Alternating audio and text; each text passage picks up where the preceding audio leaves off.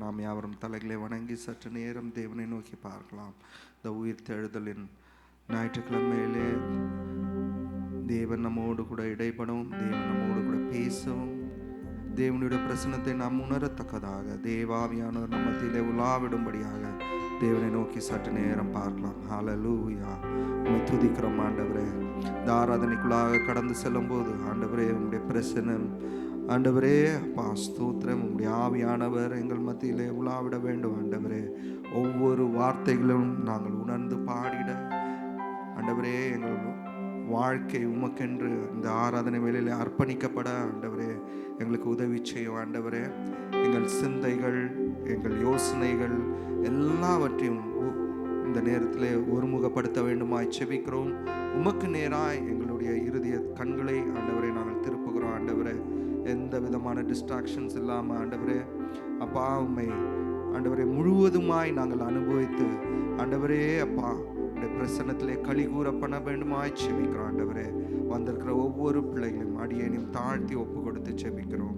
நீரே பொறுப்படுத்திக் கொள்வீராக. உம்முடைய பரிசுத்த நாமம் மாத்திரம் மகிமைப்படட்டும். இரட்சகர் மீட்பருமாக இயேசு கிறிஸ்துவின் இனிய நாமத்திலே வேண்டி கேட்டுக்கொள்கிறோம். ஆமென், ஆமென், ஆமென். நாம் யாவரும் உற்சாகமாய் கரங்களை தட்டி எந்த உள்ளம் புது கவியாலே பொங்க இயேசுவை பாடிடுவேன், அவர் நாமும் ஊற்றுன்ற பரிமுள தைலம், அவரையே நேசிக்கிறேன் என்று கர்த்தர் கிருபைகளை எண்ணி நாம் இந்த நேரத்திலே பாடலாம். ஹல்லேலூயா.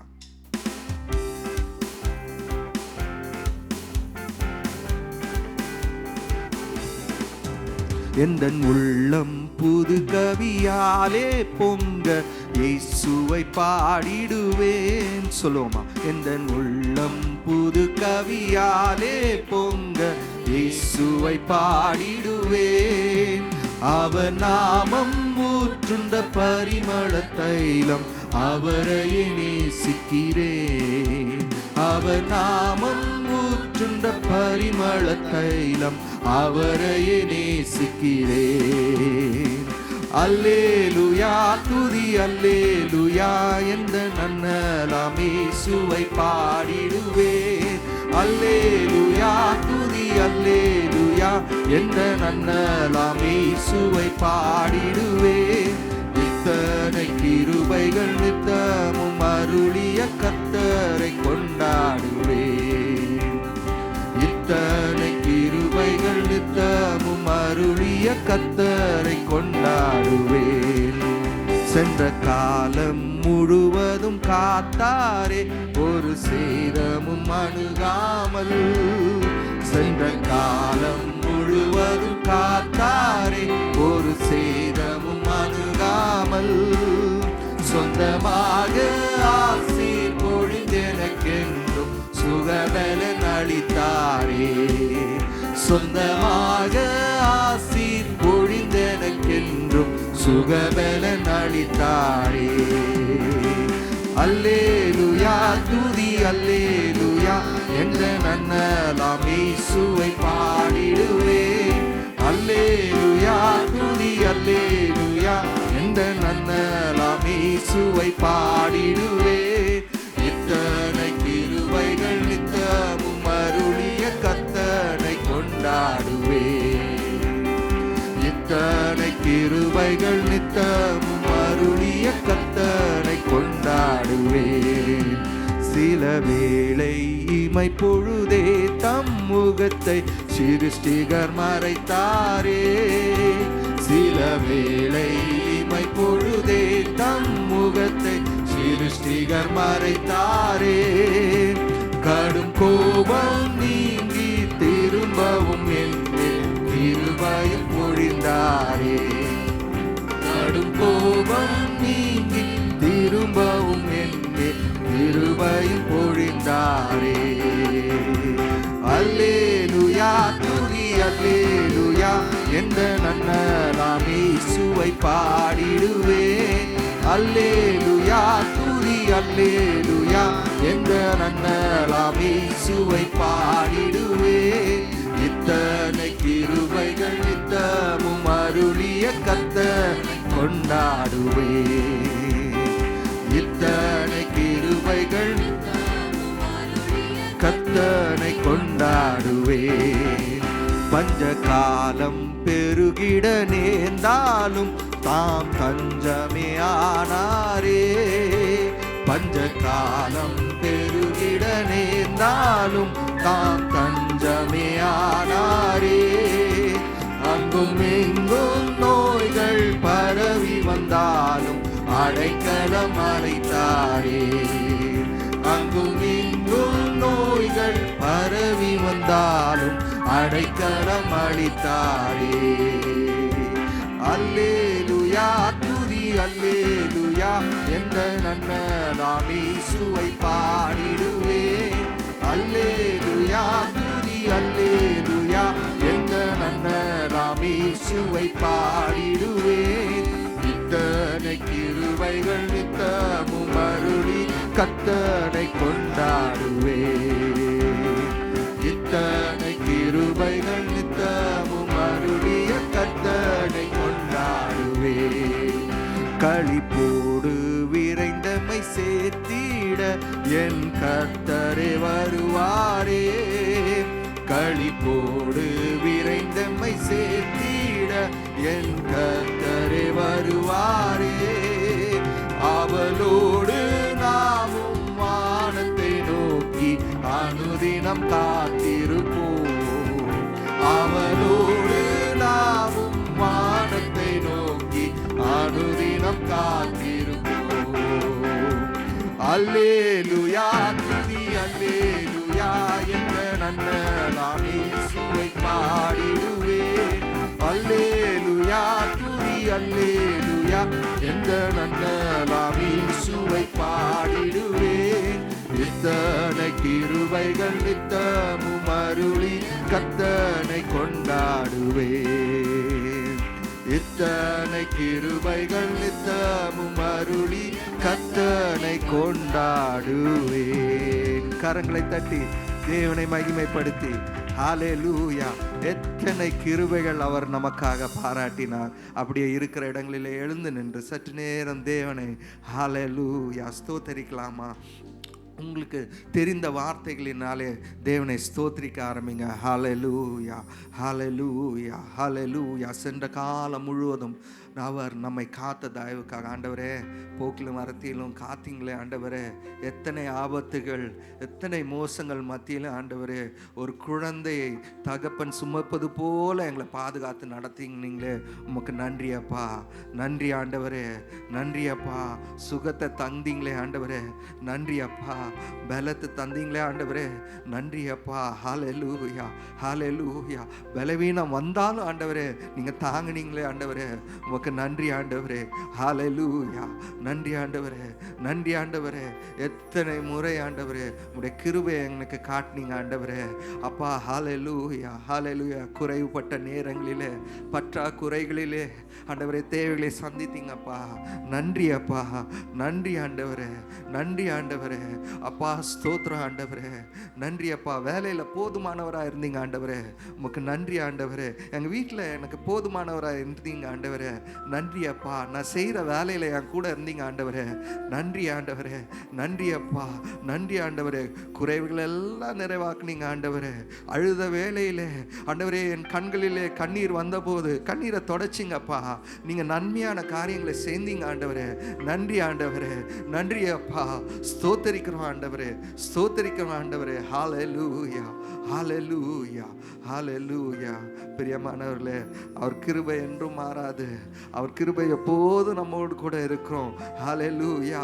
நெருக்கப்பட்டாலும் சத்துரு நம்மை தொடர்ந்து வந்தாலும் சோதனையான வேளையிலே நம்ம கடந்து வந்தாலும் போனாலும் இருளான பாதைகளிலும் அவருடைய கிருபை நம்மோடு கூட இருக்கும். ஹல்லேலூயா. சங்கீதக்காரன் அதை விசுவாசித்தவனாக தான் சொல்றான். நான் மரண இருளின் பள்ளத்தாக்கிலே நடந்தாலும் பொல்லாப்புக்கு பயப்படேன், தேவரீர் என்னோடு கூட இருக்கிறீர். ஹல்லேலூயா. இந்த நேரத்தில் ஆண்டவரை நோக்கி சொல்லலாம், ஆண்டவரே உம்முடைய கிருபை என்றும் உள்ளது ஆண்டவரே. அந்த கிருபை என்றைக்கும் ஆண்டவரே என்னோடு கூட இருக்கும். ஹல்லேலூயா ஹல்லேலூயா. தேவ கிருபை என்றும் உள்ளதே, அவர் கிருபை என்றும் உள்ளதே. அவரை போற்றி துதித்து பாடி அல்லேலூயா என்றார் பரிப்போம். அவரை போற்றி துதித்து பாடி அல்லேலூயா என்றார் பரிப்போம். தேவகிருபை தேவகிருபை என்றும் உள்ளதே, அவர் கிருபை என்றும் உள்ளதே. அவரை போற்றி துதித்து பாடி அல்லேலூயா என்றார் பரிப்போம். இயேசுவை போற்றி துதித்து பாடி அல்லேலூயா என்றார் பரிப்போம். நெருக்கப்பட்டோம் மடிந்திடாமல் கர்த்ததாம் நம்மை காத்ததாலே. நெருக்கப்பட்டோம் மடிந்திடாமல் கர்த்ததாம் நம்மை காத்ததாலே. அவர் நல்லவர், அவர் வல்லவர், அவர் கிருபை என்றும் உள்ளது. அவர் நல்லவர், அவர் வல்லவர், அவர் கிருபை என்றும் உள்ளது. தேவ கிருபை என்றும் உள்ளது, அவர் கிருபை என்றும் உள்ளது. அவரை போற்றி துதித்து பாடி அல்லேலூயா என்றார் பரிப்போம். அவரை போற்றி துதித்து பாடி அல்லேலூயா என்றார் பரிப்போம். சத்துரு சேனை தொடர்ந்து சூழ்கையில் பக்தனாம் தாவீதன் தேவன் நமக்கு. சத்துரு சேனை தொடர்ந்து சூழ்கையில் பக்தனாம் தாவீதின் தேவன் நமக்கு. முன் சென்றாரே அவர் நல்லவர், அவர் கிருபை என்றும் உள்ளது. முன் சென்றாரே அவர் நல்லவர், அவர் கிருபை என்றும் உள்ளது. தேவகிருபை தேவகிருபை என்றும் உள்ளது, அவர் கிருபை என்றும் உள்ளது. அவரை போற்றி துதித்து பாடி அல்லேலூயா என்றார் பரிப்போம். அவரை போற்றி துதித்து பாடி அல்லேலூயா என்றார் பரிப்போம். அக்கினி சோதனை பட்சிக்க வந்தும் முச்செடி தன்னில் தோன்றிய தேவன். அக்கினி சோதனை பட்சிக்க வந்தும் முச்செடி தன்னில் தோன்றிய தேவன். பாதுகாத்தாரே அவர் நல்லவர், அவர் கிருபை என்றும் உள்ளது. பாதுகாத்தாரே அவர் நல்லவர், அவர் கிருபை என்றும் உள்ளது. தேவகிருபை தேவகிருபை என்றும் உள்ளது, அவர் கிருபை என்றும் உள்ளது. அவரை போற்றி துதித்து பாடி அல்லேலூயா என்றார் பரிப்போம். அவரை போற்றி துதித்து பாடி அல்லேலூயா என்றார் பரிப்போம். காரிருள் போன்ற கஷ்டங்கள் வந்தும் பாரினில் அவரின் பாதையில் ஒளியாய். காரிருள் போன்ற கஷ்டங்கள் வந்தும் பாரினில் அவரின் பாதையில் ஒளியாய். என்னை நடத்தினார் அவர் நல்லவர், அவர் கிருபை என்றும் உள்ளது.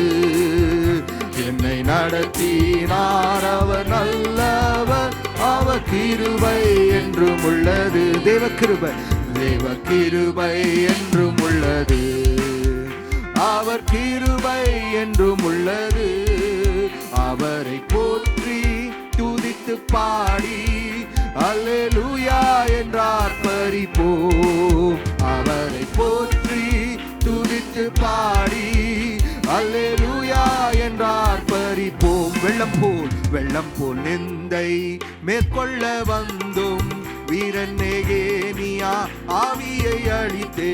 வெள்ளம் போல் நிந்தை மேற்கொள்ள வந்தும் வீரன் நெகேமியா ஆவியை அழித்தே. திட நம்பிக்கை தைரியமீந்தாரே அவர் கிருபை என்றும் உள்ளது. திட நம்பிக்கை தைரியமீந்தாரே அவர் கிருபை என்றும் உள்ளது. தெய்வக்கிருபை தேவக்கிருபை என்றும் உள்ளது, கிருபை என்றும் உள்ளது. அவரை போற்றி துதித்து பாடி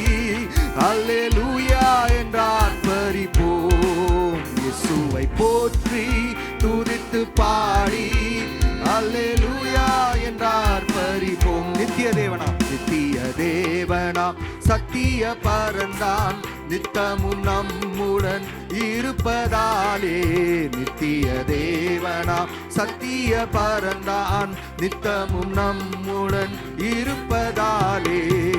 அவர் நல்லவர் என்றும் துதியுங்கள், அவர் கிருபை என்றும் உள்ளது.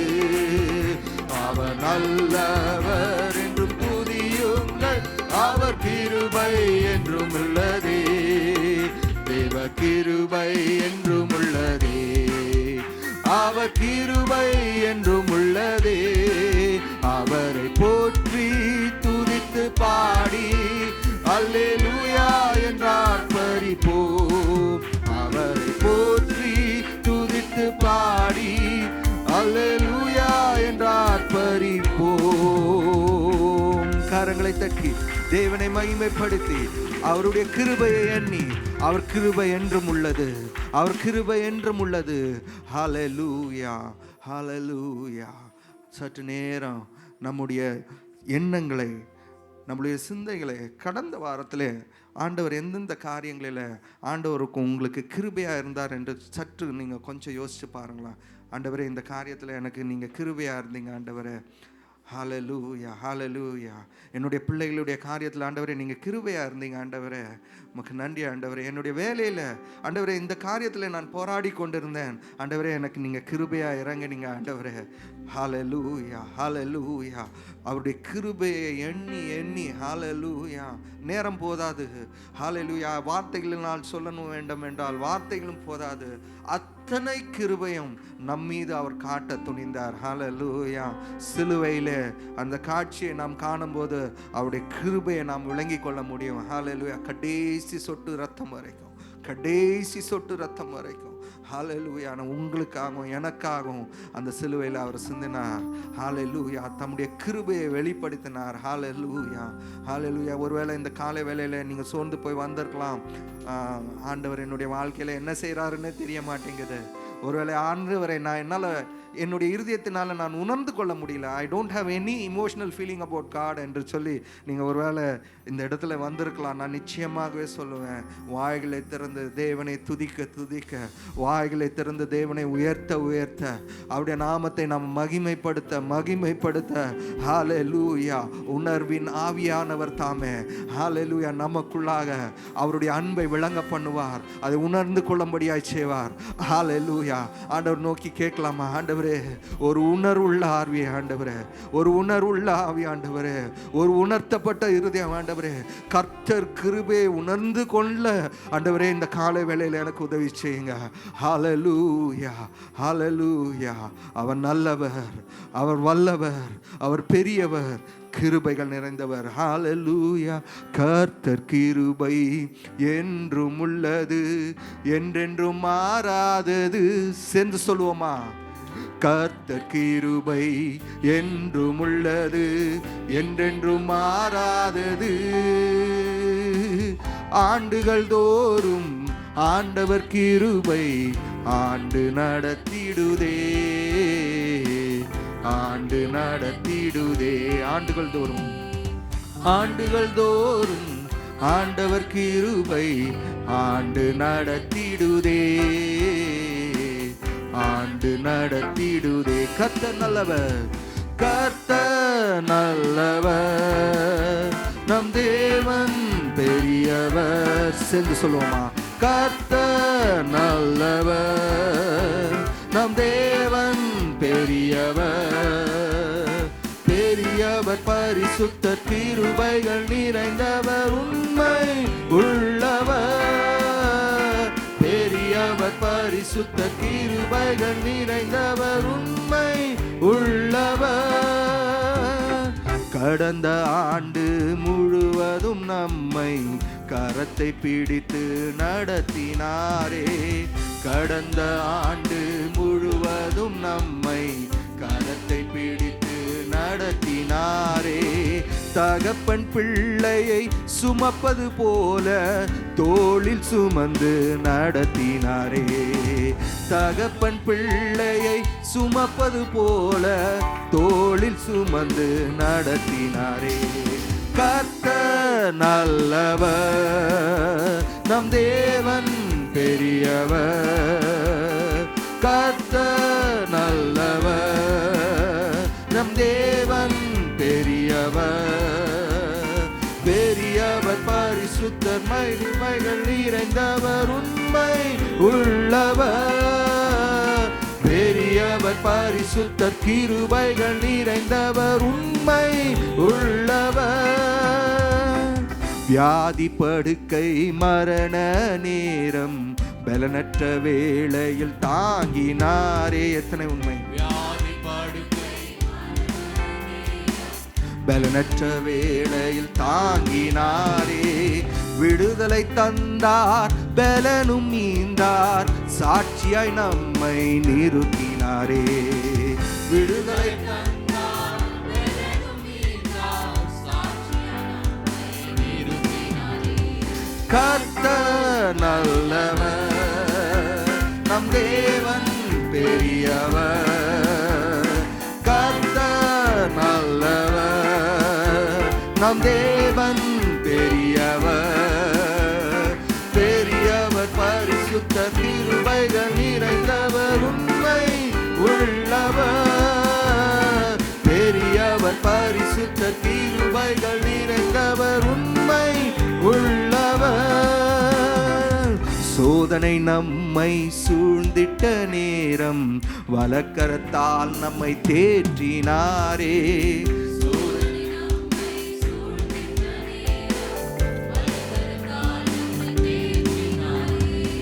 வார்த்தையை அனுப்பி நம்மோடு பேசி தைரியப்படுத்தி நடத்தினாரே.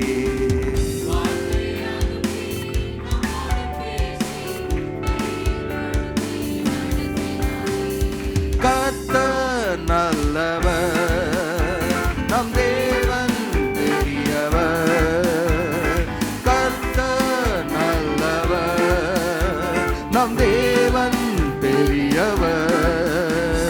பெரியவர் பரிசுத்தர், கிருபைகள் நிறைந்தவர், உண்மை உள்ளவர்.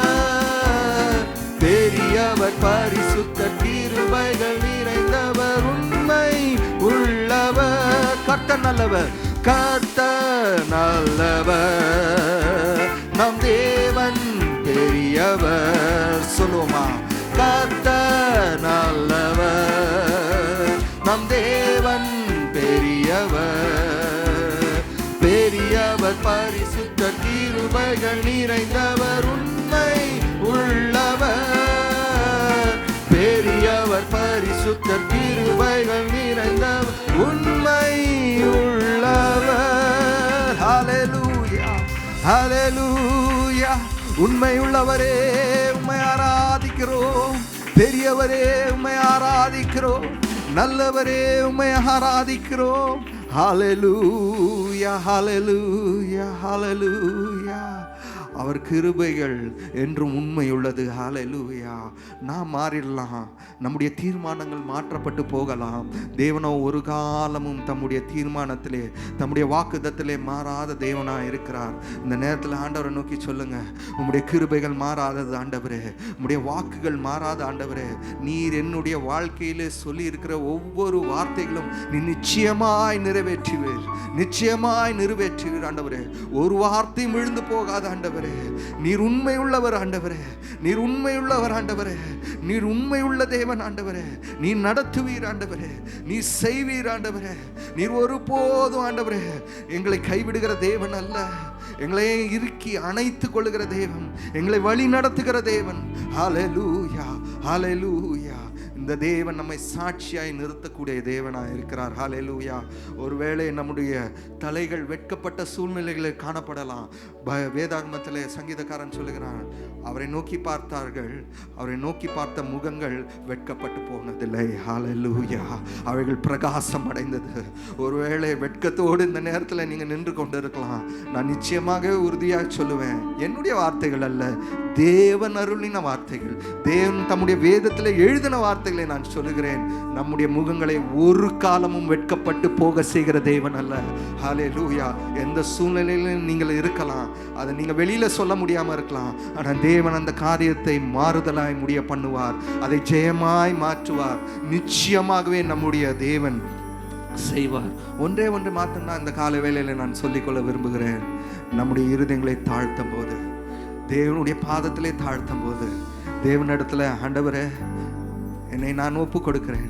என்னுடைய எண்ணங்கள், என்னுடைய திட்டங்கள், என்னுடைய முயற்சிகள், என்னுடைய வலிமைகள், நான் பலனாக எண்ணிக்கொண்டிருக்கிறேனோ அத்தனை காரியத்தை ஆண்டவரே இந்த நேரத்தில் உங்களுடைய பாதத்தில் நான் சமர்ப்பிக்கிறேன். ஆண்டவரே உங்களுடைய கிருபையை மாத்திரம் நான் ஆண்டவரே மேன்மைப்படுத்துகிறேன். அத்தனை பெரிய ராஜா தாவீது ராஜா சொல்றாரு, அவருக்கு இல்லாத படைபலமா, அவருக்கு இல்லாத கனெக்ஷன்ஸா, அவருக்கு இல்லாத பலமா, அவர் யுத்த வீரன். ஆனால் அவர் சொல்லுகிறார், ஜீவனை பார்க்கிலும் நல்லது உம்முடைய கிருபை நல்லது. ஹல்லேலூயா. இந்த காலை வேளையில அவருடைய கிருபை நினைத்தவர்களா ஆண்டவரை நோக்கி சொல்லலாமா? ஹல்லேலூயா. தம் கிருபை பெரிதல்லோ என் ஜீவனிலும் அதே, இம்மட்டும் காத்ததுவே இன்னும் தேவை கிருபை தாருமே, இன்னும் தேவை கிருபை தாருமே. தம் கிருபை பெரிதல்லோ என் ஜீவனிலும் அதே, இம்மட்டும் காத்ததுவே இன்னும் தேவை கிருபை தாருமே. கரங்களை உயர்த்துனவா, இன்னும் தேவை கிருபை தாருமே. தாழ்மையுள்ளவரிடம் தங்கிடுதே கிருபை, தாழ்மையுள்ளவரிடம் தங்கிடுதே கிருபை, வாழ்நாளெல்லாம் அது போதுமே, சுகமுடன் தம்பலமுடன், வாழ்நாளெல்லாம் அது போதுமே, சுகமுடன் தம்பலமுடன், சேவை செய்ய கிருபை தாருமே, சேவை செய்ய கிருபை தாருமே. தம் கிருபை பெரிதல்லோ என் ஜீவனிலும் அதே, இம்மட்டும் காத்ததுவே இன்னும் தேவை கிருபை தாருமே, இன்னும் தேவை கிருபை தாருமே. உங்க கிருபை வேண்டுமே, உங்க கிருபை போதுமே, உங்க கிருபை இல்லாம நான் ஒன்றும் இல்லையே, உங்க கிருபை வேண்டுமே, உங்க கிருபை போதுமே, உங்க கிருபை இல்லாம நான் ஒன்றும் இல்லையே இயேசுவே. தனிமையில் அழுத போது தேற்றிட யாரும் இல்லை, தள்ள தள்ளாடி நடந்த போது தாங்கிட யாரும் இல்லை. எத்தனை உண்மை!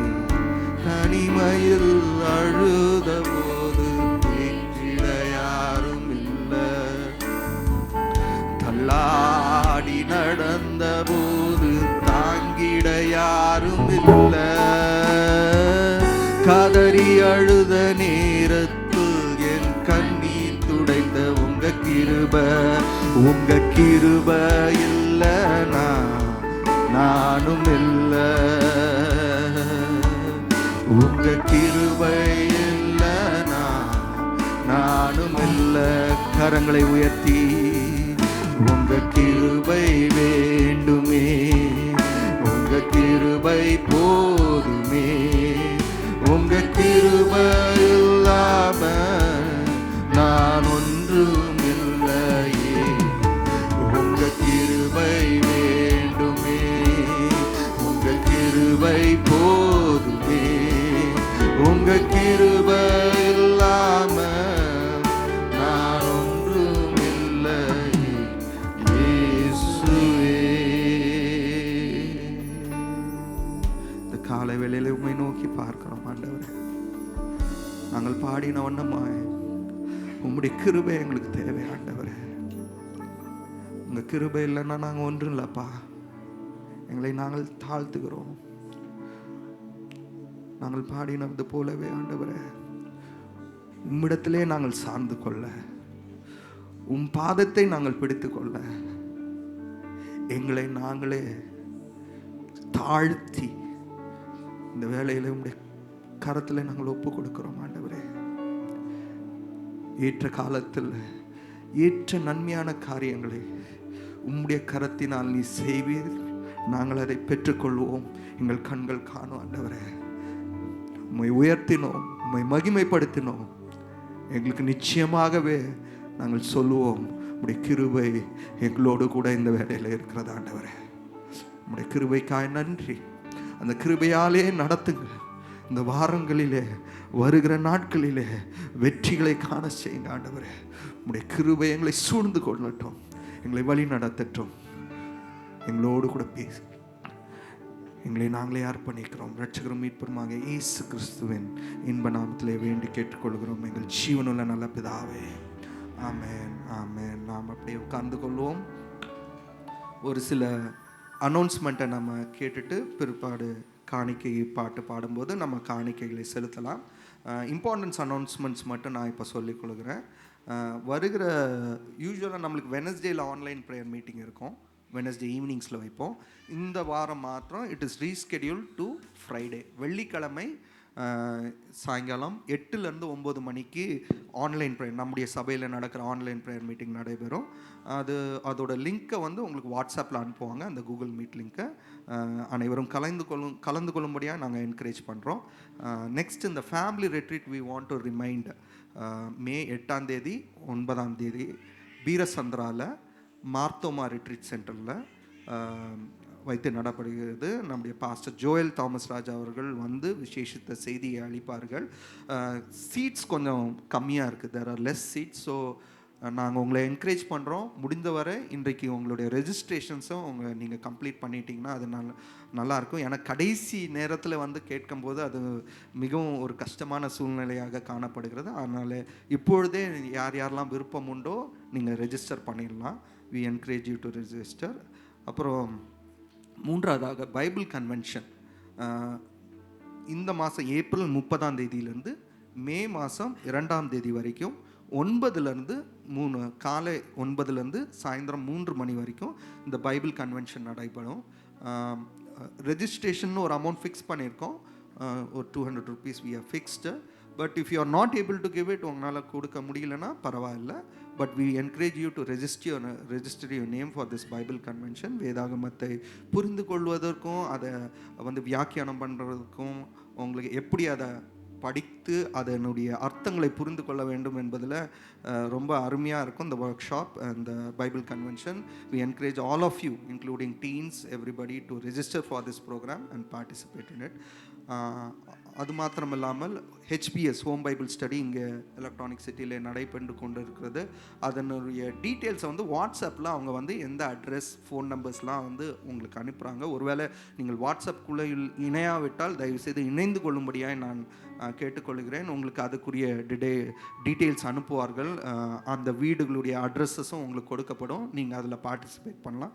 மிகவும் பிரயோஜனமாக இருக்கும்.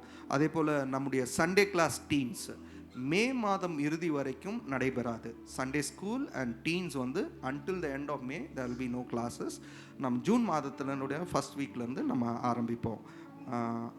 அது மாத்திரம் இல்லாமல் இந்த ஆராதனை முடிந்த பிறகு உங்களுக்கு கிராஸ் மெடிடேஷன் எக்ஸாம், அதாவது நம்முடைய பாம் சண்டே மற்றும் அந்த வாரத்தில் கிராஸ் மெடிடேஷன் நடத்தின வாரத்தில் நடைபெற்ற 5 அந்த ஈவினிங் மெடிடேஷன்ஸும் ஈஸ்டர் சர்வீஸ் அன்னைக்கு நடந்ததும் குட் ஃப்ரைடே சர்வீஸ் நடந்ததும் ஒரு குவிஸ் ஃபார்மேட்டில் நாங்கள் போட்டிருக்கோம். I want to encourage everybody to participate. இதுக்கு எந்த என்ட்ரி ஃபீயும் இல்லை.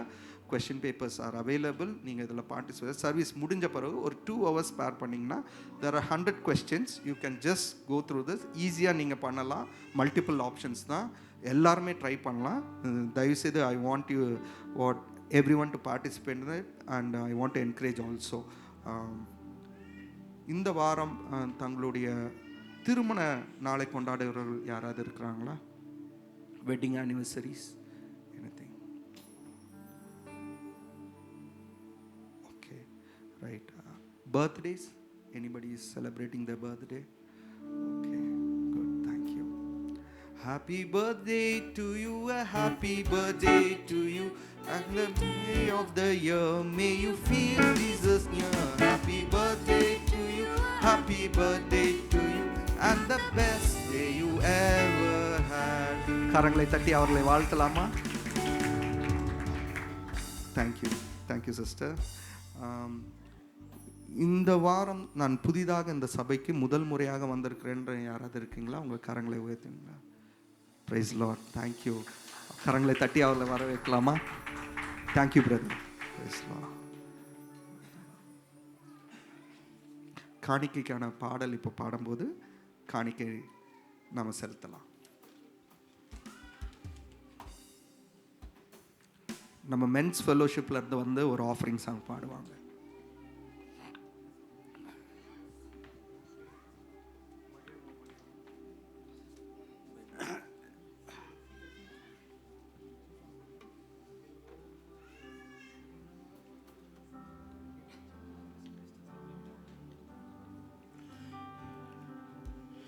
மகிழ்வோம் மகிழ்வோம் தினமாக மகிழ்வோம், இயேசுராஜனம் சொந்தமாயினார். மகிழ்வோம் மகிழ்வோம் தினமாக மகிழ்வோம், இயேசுராஜனம் சொந்தமாயினார். இந்த பாதாளத்தின் சொந்தக்காரர் அவர், எந்தன் உள்ளத்தின் சொந்தமானார். இந்த பாதாளத்தின் சொந்தக்காரர் அவர், எந்தன் உள்ளத்தில் சொந்தமானார். ஆனந்தமே பரமானந்தமே, இது மாபெரும் பாக்கியமே. ஆனந்தமே பரமானந்தமே, இது மாபெரும் பாக்கியமே. இந்த பாதாளத்தின் சொந்தக்காரர் அவர், எந்தன் உள்ளத்தில் சொந்தமானார். இந்த பாதாளத்தில் சொந்தக்காரர் அவர், எந்தன் உள்ளத்தில் சொந்தமானார். சின்னஞ்சிறு வயதில் என்னை குறித்து விட்டார், தூரம் போயினும் கண்டு கொண்டார்.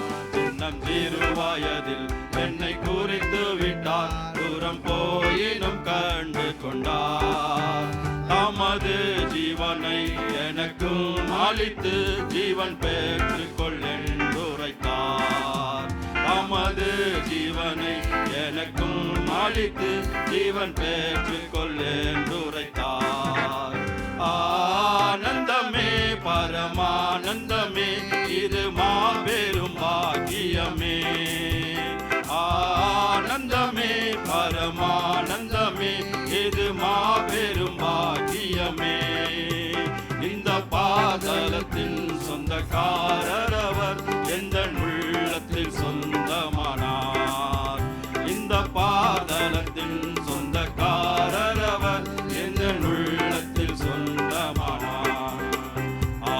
வரும் நாளினில் என்னை காரம் அசைத்து அன்பாய் கூப்பிட்டு சேர்த்து கொள்வார். அவர் வரும் நாளினில் என்னை காரம் அசைத்து அன்பாய் கூப்பிட்டு சேர்த்து கொள்வார். அவர் சமூகம் அதில் அங்கே அவருடனே ஆடி பாடியே மகிழ்ந்திருப்பேன். அவர் சமூகம் அதில் அங்கே அவருடனே ஆடி பாடியே மகிழ்ந்திருப்பேன். ஆனந்தமே பரமானந்தமே இது மாபெரும் பாக்கியமே. ஆனந்தமே பரமானந்தமே இது மாபெரும் பாக்கியமே. இந்த பாதலத்தில் சொந்தக்காரர் அவர் எந்த உள்ளத்தில் சொந்தமானார். இந்த பாதலத்தில் சொந்தக்காரர் அவர் எந்த உள்ளத்தில் சொந்தமானார்.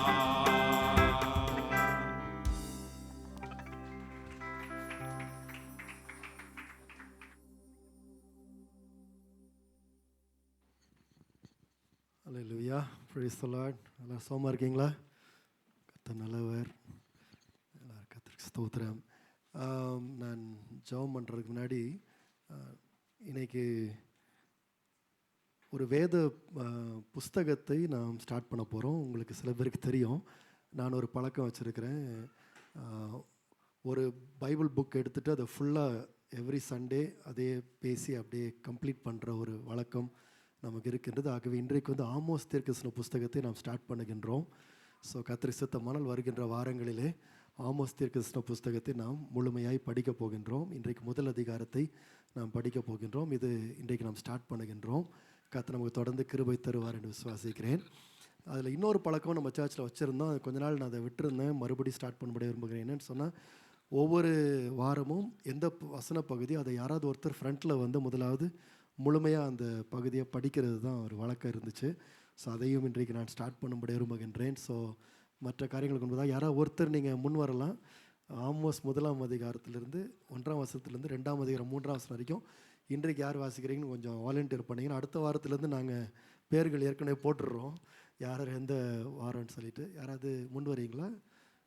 Anybody wants to read today?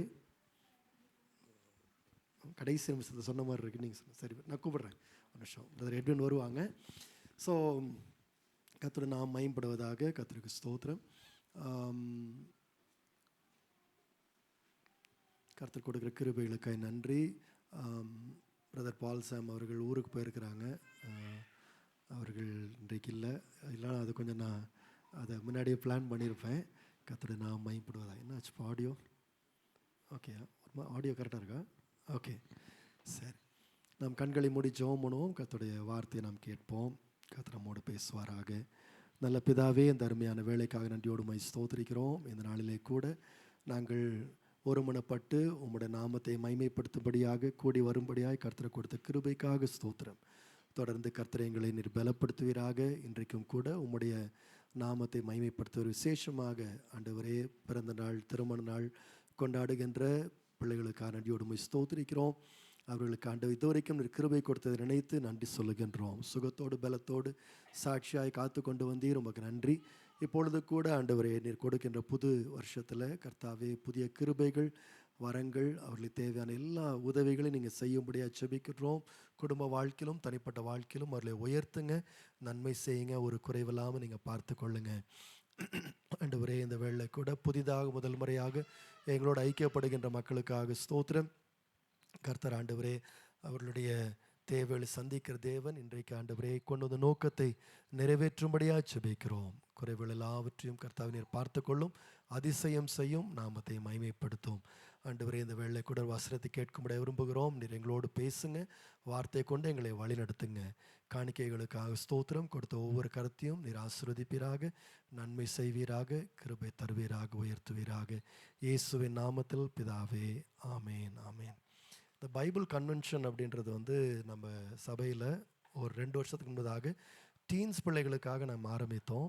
So அது வந்து டீன்ஸ் கேம்ப் முடித்த பிறகு டீன்ஸுக்காக பைபிள் கன்வென்ஷன் ஒன்று வைத்தோம்.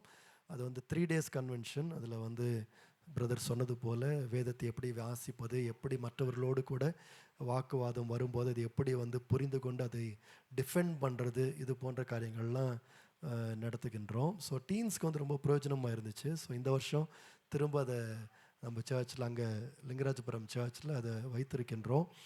ஆனால் பெரியவங்களும் சில பேர் வந்து எங்களுக்கும் அது வேண்டும் என்று கேட்டாங்க. ஆகவே இந்த மாதிரி என்ன பண்ணியிருக்கிறோன்னா, டீன்ஸ்க்கு ஒரு ஹாலில் அங்கே நடத்துகிறோம். இன்னொரு ஹாலில் வந்து பெரியவங்களுக்கு அதே பைபிள் கன்வென்ஷனை நடத்துகின்றோம். அப்புறம் ஆன்லைனில் சில பேர் கேட்டதுனால ஆன்லைன்லேயும் அதை செய்கின்றோம். 3 வித்தியாசமான ஃபார்மேட்டில் இருக்கிறோம். டீன்ஸுக்கு நடத்துகிறது வந்து வெறும் இங்கிலீஷில் மட்டும்தான் இருக்கும். பெரியவங்களுக்கு வந்து மிக்ஸ்டு லாங்குவேஜஸில் இருக்கும், இங்கிலீஷ் தமிழில் இருக்கும். ஆன்லைனில் வந்து கொஞ்சம் வித்தியாசமான, ஆன்லைனுக்கு ஏற்ற விதமான ஃபார்மேட்டில் இருக்கும். கண்டென்ட் ஒன்றே தான், பட் ஆனால் வித்தியாசமான விதங்கள் இருக்கும். ஸோ நீங்கள் எப்படி நீங்கள் ஜாயின் பண்ண நீங்கள் நினைக்கிறீங்களோ அப்படி நீங்கள் ரிஜிஸ்டர் பண்ணிக்கொள்ளலாம். ஸோ அது மாத்திரம் அந்த அனௌன்ஸ்மெண்ட்டில் ஆட் பண்ண விரும்பினேன். உங்களுக்கு பிரயோஜனமாக இருக்கும். நீங்கள் அந்த நாட்களில் ஃப்ரீயாக இருந்தீங்கன்னு சொன்னால் நீங்கள் வர முடிந்தால் டைரெக்டாக நீங்கள் வரலாம். அங்கே வந்து ஃபிசிக்கல் கிளாஸில் நீங்கள் அட்டென்ட் பண்ணலாம். அப்படி இல்லை என்று சொன்னால் நீங்கள் ஆன்லைனில் அட்டென்ட் பண்ணலாம். உங்களுக்கு ஏதாவது அதுக்கான வசதிகள் நாங்கள் செய்து கொடுக்கணும்னு சொன்னால், டீன்ஸ் பிள்ளைகளுக்கு ஏதாவது செய்து கொடுக்கணும்னு சொல்லுங்கள். அதுக்கேற்ற விதமாக நாங்கள் முயற்சி எடுக்கின்றோம். கர்த்தர் நம்மை ஆசீர்வதிப்பாராக. சரி, இப்பொழுதும் பிரதர் எட்வின் அவர்கள் வந்து ஆமோஸ் தீர்க்க தரிசன புஸ்தகம் 1ஆம் அதிகாரம் 1ஆம் வசனத்திலிருந்து 2ஆம் அதிகாரம் 3ஆம் வசனம் வரைக்கும் நமக்கு வாசிப்பார்கள். நம்ம எல்லாரும் வசனத்தை நாம் கவனிப்போம்.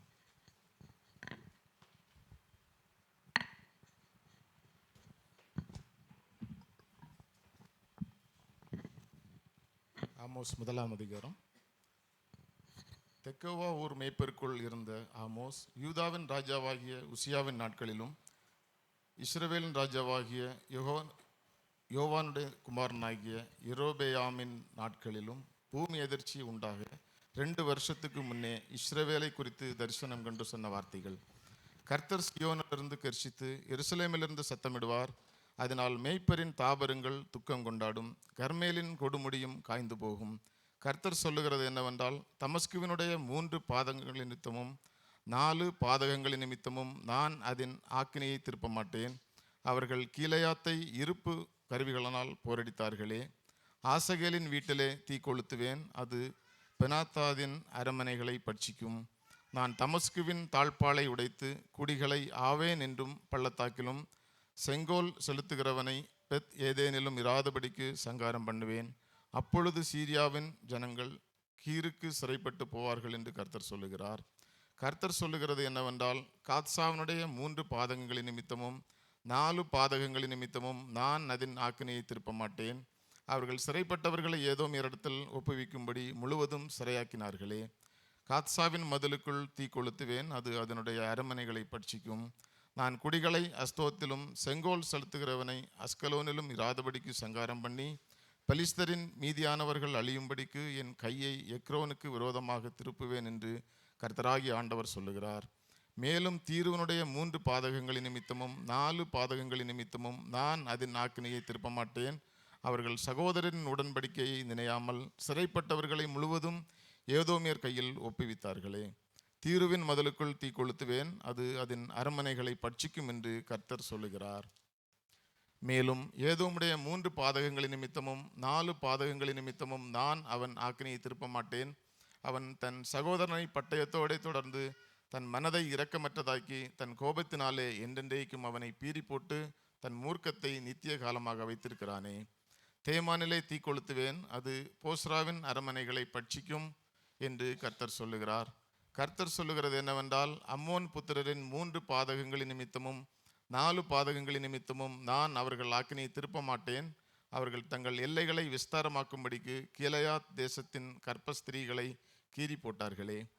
ரப்பாவின் மதிலுக்குள் தீ கொளுத்துவேன், அது யுத்த நாளின் முழக்கமாகவும் பெருங்காற்றின் புசலாகவும் அதன் அரமனைகளை பட்சிக்கும். அவர்களுடைய ராஜாவும் அவனுடைய அதிபதிகளும் சிறைப்பட்டு போவார்கள் என்று கர்த்தர் சொல்லுகிறார். 2ஆம் அதிகாரம். கர்த்தர் சொல்லுகிறது என்னவென்றால், மோவாபின் 3 பாதகங்களின் நிமித்தமும் 4 பாதகங்களின் நிமித்தமும் நான் அவனை ஆக்கினைகளை திருப்ப மாட்டேன். அவன் ஏதோமுடைய ராஜாவின் எலும்புகளை கீராக சுட்டு போட்டு விட்டானே. மோவாப் தேசத்தில் தீ கொளுத்துவேன், அது கீரியோத்தின் அரமனைகளை பட்சிக்கும். மோவாபியர் அமளியோடும் ஆர்ப்பரிப்போடும் எக்கால சத்தத்தோடும் சாவார்கள். நியாயாதிபதியை அவர்கள் நடுவில் இராதபடிக்கு நான் சங்காரம் பண்ணி அவனோட கூட அவர்களுடைய பிரபுக்களை எல்லாம் கொன்று போடுவேன் என்று கர்த்தர் சொல்லுகிறார்.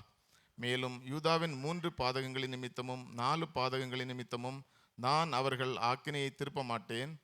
அவர்கள் கர்த்தருடைய வேதத்தை வெறுத்து அவருடைய கட்டளைகளை கைக்கொள்ளாமல் தங்கள் பிதாக்கள் பின்பற்றின பொய்களினால் மோசம் போனார்களே. யூதாவில் சரி, தேங்க்ஸ் பிரதர், ரொம்ப தேங்க்ஸ். கர்த்தர் நல்லவர். நம்ம தீர்க்கதரிசன புஸ்தகங்கள் அப்படின்னு சொன்னாலே நம்ம பொதுவாக கிறிஸ்தவர்கள் விசுவாசிகள் என்ன யோசிக்கிறோம் அப்படின்னு சொன்னால், வாக்குத்தத்த வசனங்கள் தீர்க்கதரிசன புஸ்தகத்தில் இருக்கும். அதாவது நான் உன்னை கட்டுவேன், உன்னை உயர்த்துவேன், உன்னை சீர்படுத்துவேன் அப்படின்ற வசனங்கள் வந்து I will build you, I will restore you, இதை மாதிரி வசனங்கள் தீர்க்கதரிசன புஸ்தகத்தில் இருக்கும் அப்படின்னு சொல்லிட்டு, தீர்க்கதரிசன புஸ்தகம் அப்படின்னு சொன்னாலே நம்ம வந்து எழுதி வைக்க வேண்டிய இல்லைனா வாலில் போட வேண்டிய அதை மாதிரி வசனங்கள்லாம் இருக்கும் அப்படின்னு சொல்லி நம்ம பொதுவாக யோசிக்கின்றோம். அந்த மாதிரி வசனங்கள் நிச்சயமாக தீர்க்கதரிசன புஸ்தகத்தில் இருக்குது. ஆனால் தீர்க்கதரிசன புஸ்தகத்தில் வெறும் அப்படிப்பட்ட வசனங்கள்லாம் இருக்குது என்று நம்ம யோசிக்கக்கூடாது. அது மட்டும்தான் இல்லை அப்படின்னு புரிந்து கொள்ளக்கூடாது. பாருங்கள், நம்ம வந்து கிறிஸ்தவர்கள்ட்ட ஒரு ஒரு ஒரு இஷ்யூ அப்படி என்னன்னு சொன்னால், நிறைய நேரத்தில் நம்ம என்ன விரும்புகிறோமோ அந்த வசனங்கள் மட்டும்தான் நம்ம பார்க்குறோம்.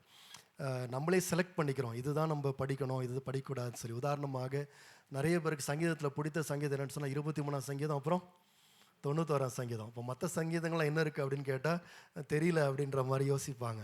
அப்போது நம்மளே செலக்ட் பண்ணி வச்சுக்கிறோம், இந்தந்த வசனங்கள் தான் நம்ம பார்ப்போம், இதை தான் படிப்போம் அப்படின்னு சொல்லி. ஆனால் அப்படி நம்ம படிக்கக்கூடாது. பைபிளை முழுசாக நம்ம படிக்கணும். இந்த ஆமோஸ் புஸ்தகத்தில் கூட 9ஆம் அதிகாரத்துக்கு நீங்கள் வரும்போது அங்கே வந்து நிறைய வாக்குத்தத்த வசனங்கள் இருக்கின்றது. ஆனால் அப்போ அதனால் நம்ம முதல் 8 அதிகாரங்கள் என்ன பண்ணிடக்கூடாதுன்னா நம்ம விட்டுறக்கூடாது. அது என்ன சொல்லுதுன்னே நம்ம பார்க்காம இருந்துடக்கூடாது. அதையும் நம்ம படிக்கணும், எதையுமே ஸ்கிப் பண்ணக்கூடாது. அதனால தான் நம்ம சபையில் கூட ஜனவரி 1ஆம் தேதியிலிருந்து நான் ஆதியாகமம் 1ஆம் அதிகாரத்திலிருந்து ஒவ்வொரு நாளும் ஆதியாகமத்திலேருந்து வெளிப்படுத்தின விசேஷம் வரைக்கும் அப்படின்னு சொல்லிட்டு ஒவ்வொரு நாளும் ஒரு அதிகாரம் எடுத்து நம்ம வந்து யூடியூப்பில், ஸ்பாட்டிஃபைல, இங்கிலீஷ்லேயும் தமிழ்லேயும் நான் வந்து டிவோஷன்ஸ் நான் வந்து பப்ளிஷ் பண்ணிகிட்டு இருக்கிறேன். அது காரணம் என்னென்னு சொன்னால், முழு வேதாகமத்தையும் தேவனுடைய பிள்ளைகள் தெரிந்து கொள்ள வேண்டியது. அதாவது செலக்டட் பேசேஜஸ் மட்டும் இல்லை. அப்போ சாட்டர்டே நேற்று வரைக்குமாக லேவியராகவும் 25ஆம் அதிகாரத்துக்கு நாம் வந்திருக்கின்றோம். கர்த்தருக்கு சித்தமானால் எப்போது அது முடியும் தெரில, ஆனால் சீக்கிரமாக நம்ம வெளிப்படுத்த விசேஷத்துக்கு வந்து முடிப்போம். முழு வேதாகமத்தை தெரிந்து கொள்வது ரொம்ப முக்கியமானது. செலக்டட் பேசேஜஸ் நம்ம வந்து அதை மட்டும் பார்த்துட்டே இருக்கக்கூடாது. ஏன்னு சொன்னால், நம்முடைய ஆண்டவர் வந்து நிச்சயம் ஆசீர்வதிக்கின்றவர், உயர்த்துகிறவர். நம்முடைய ஆண்டவர் வந்து நம்மை பலப்படுத்துகிற எல்லாமே அதெல்லாம் உண்மைதான். Everything is true. God is a God who blesses us, He heals us, everything is fine. But ஆனால் is that the only thing you know about God? ஆண்டவர் பற்றி அது ஒன்று மட்டும்தான் நமக்கு தெரியுமா? அப்படி இருக்கக்கூடாது. ஆண்டவரை பற்றி எல்லாமே நம்ம தெரிஞ்சு வச்சுருக்கணும். எவ்வளோக்கு எவ்வளோ எல்லாத்தையும் ஆண்டவர் தெரிஞ்சு வச்சுருக்கிறோமோ அவ்வளோக்கு எவ்வளோ அவரோடு உள்ள ரிலேஷன்ஷிப், அவரோட உறவு வந்து மீனிங்ஃபுல்லாக, அர்த்தமுள்ள ஒரு ரிலேஷன்ஷிப்பாக நமக்கு இருக்கும். பாருங்கள், நம்ம கூட ஒருத்தரோட திருமணம் செய்யும் போது, இல்லைனா ஒருத்தரோட நட்பை ஆரம்பிக்கும் போது, ஒருத்தரோடு நம்ம வந்து ஒரு ரிலேஷன்ஷிப் ஸ்டார்ட் பண்ணும்போது அவரை பற்றி ஒரு சில காரியங்கள் தெரிகின்றது. ஆனால் போக போக போக அவங்கள பற்றி மற்ற எல்லா காரியங்களும் நம்ம தெரிந்து கொள்ளுகின்றோம். அவங்களுக்கு என்ன பிடிக்கும், என்ன பிடிக்காது, அவங்களுக்கு எது வந்து அவங்களுக்கு கஷ்டமாக இருக்கும், எது வந்து கஷ்டமாக இருக்காது, எது வந்து ரொம்ப விரும்புகிறாங்க, எல்லாம் தெரிஞ்சுக்கிறோம். எவ்வளோக்கு எவ்வளோ அவங்கள பற்றி நிறைய தெரிஞ்சு வச்சுக்கிறோமோ அவ்வளோக்கு எவ்வளோ அந்த அந்த அந்த ரிலேஷன்ஷிப் வந்து சாலிடாக இருக்கும். அதாவது திருமண உறவில் கூட நாள் ஆக ஆக ஆக, வருஷங்கள் ஆக ஆக அந்த உறவு வந்து என்ன ஆகுதுன்னா கொஞ்சம் நல்ல ஸ்டெடியான ஒரு உறவாக, கொஞ்சம் அர்த்தமுள்ள ஒரு ரிலேஷன்ஷிப்பாக ஏன் மாறுதுன்னு சொன்னால் அவங்கள பற்றி எல்லாமே நம்ம தெரிஞ்சு வச்சுக்கிறோம். அதே போல் நாம் ஆராதிக்கின்ற தேவனை பற்றி எல்லா காரியங்களும் தெரிந்து கொள்ள வேண்டும். ஒரு சில பகுதிகளை மாத்திரம் ஆண்டவர் பற்றி தெரிந்தால் போதாது. நம்ம வந்து ஆண்டவரோடு சரியான ரிலேஷன்ஷிப் அவரை புரிந்து கொள்ள முடியாது, அவரை நாம் சரியாக ஆராதிக்க கூட முடியாது. ஏனென்றால் வேதம் என்ன சொல்லுகிறது? அவரை ஆராதிக்கிறவர்கள் ஆவியோடும் உண்மையோடும் கர்த்தரை ஆராதிக்கிறார். ஆண்டவரை உண்மையாக அவர் புரிஞ்சு வச்சு ஆராதிக்கிறாங்க. சும்மா ஏதோ ஒன்று குருட்டாம் போக்கில் அப்படி அல்ல, ஆண்டவர் உண்மையாக புரிஞ்சு வச்சு என்ன பண்ணுறான்னு ஆராதிக்கிறாங்க. அப்போ இந்த ஆமோஸ் புஸ்தகம் 1ஆம் அதிகாரத்தில் என்ன சொல்லப்பட்டிருக்கு அப்படின்னு சொன்னால், ஆண்டவரை பற்றி நாம் வந்து பார்க்கின்றோம். ஸோ முதலாவதாக இதை இப்படியாக நான் ஆரம்பிக்கிற போகிறேன். ஆண்டவர் வந்து இந்த ஆமோஸ் 1ஆம் அதிகாரத்தில் இஸ்ரவேலை சுற்றி இருக்கின்ற 7 நாடுகளை பற்றி பேசுகிறார். ஒரு மேப் உங்களுக்கு போடுவாங்கன்னு நினைக்கிறேன். ஸோ அந்த பக்கத்தில் இருக்கவங்க தெரியுதா தெரியல, ட்ரை பண்ணி பாருங்கள். ஸோ நடுவில் இஸ்ரேல் இருக்குது, அதை சுற்றி 7 நாடுகள் இருக்குது. இந்த 7 நாடுகளை பற்றி தான் இந்த 1ஆம் அதிகாரத்தில் நாம் பார்க்கின்றோம்.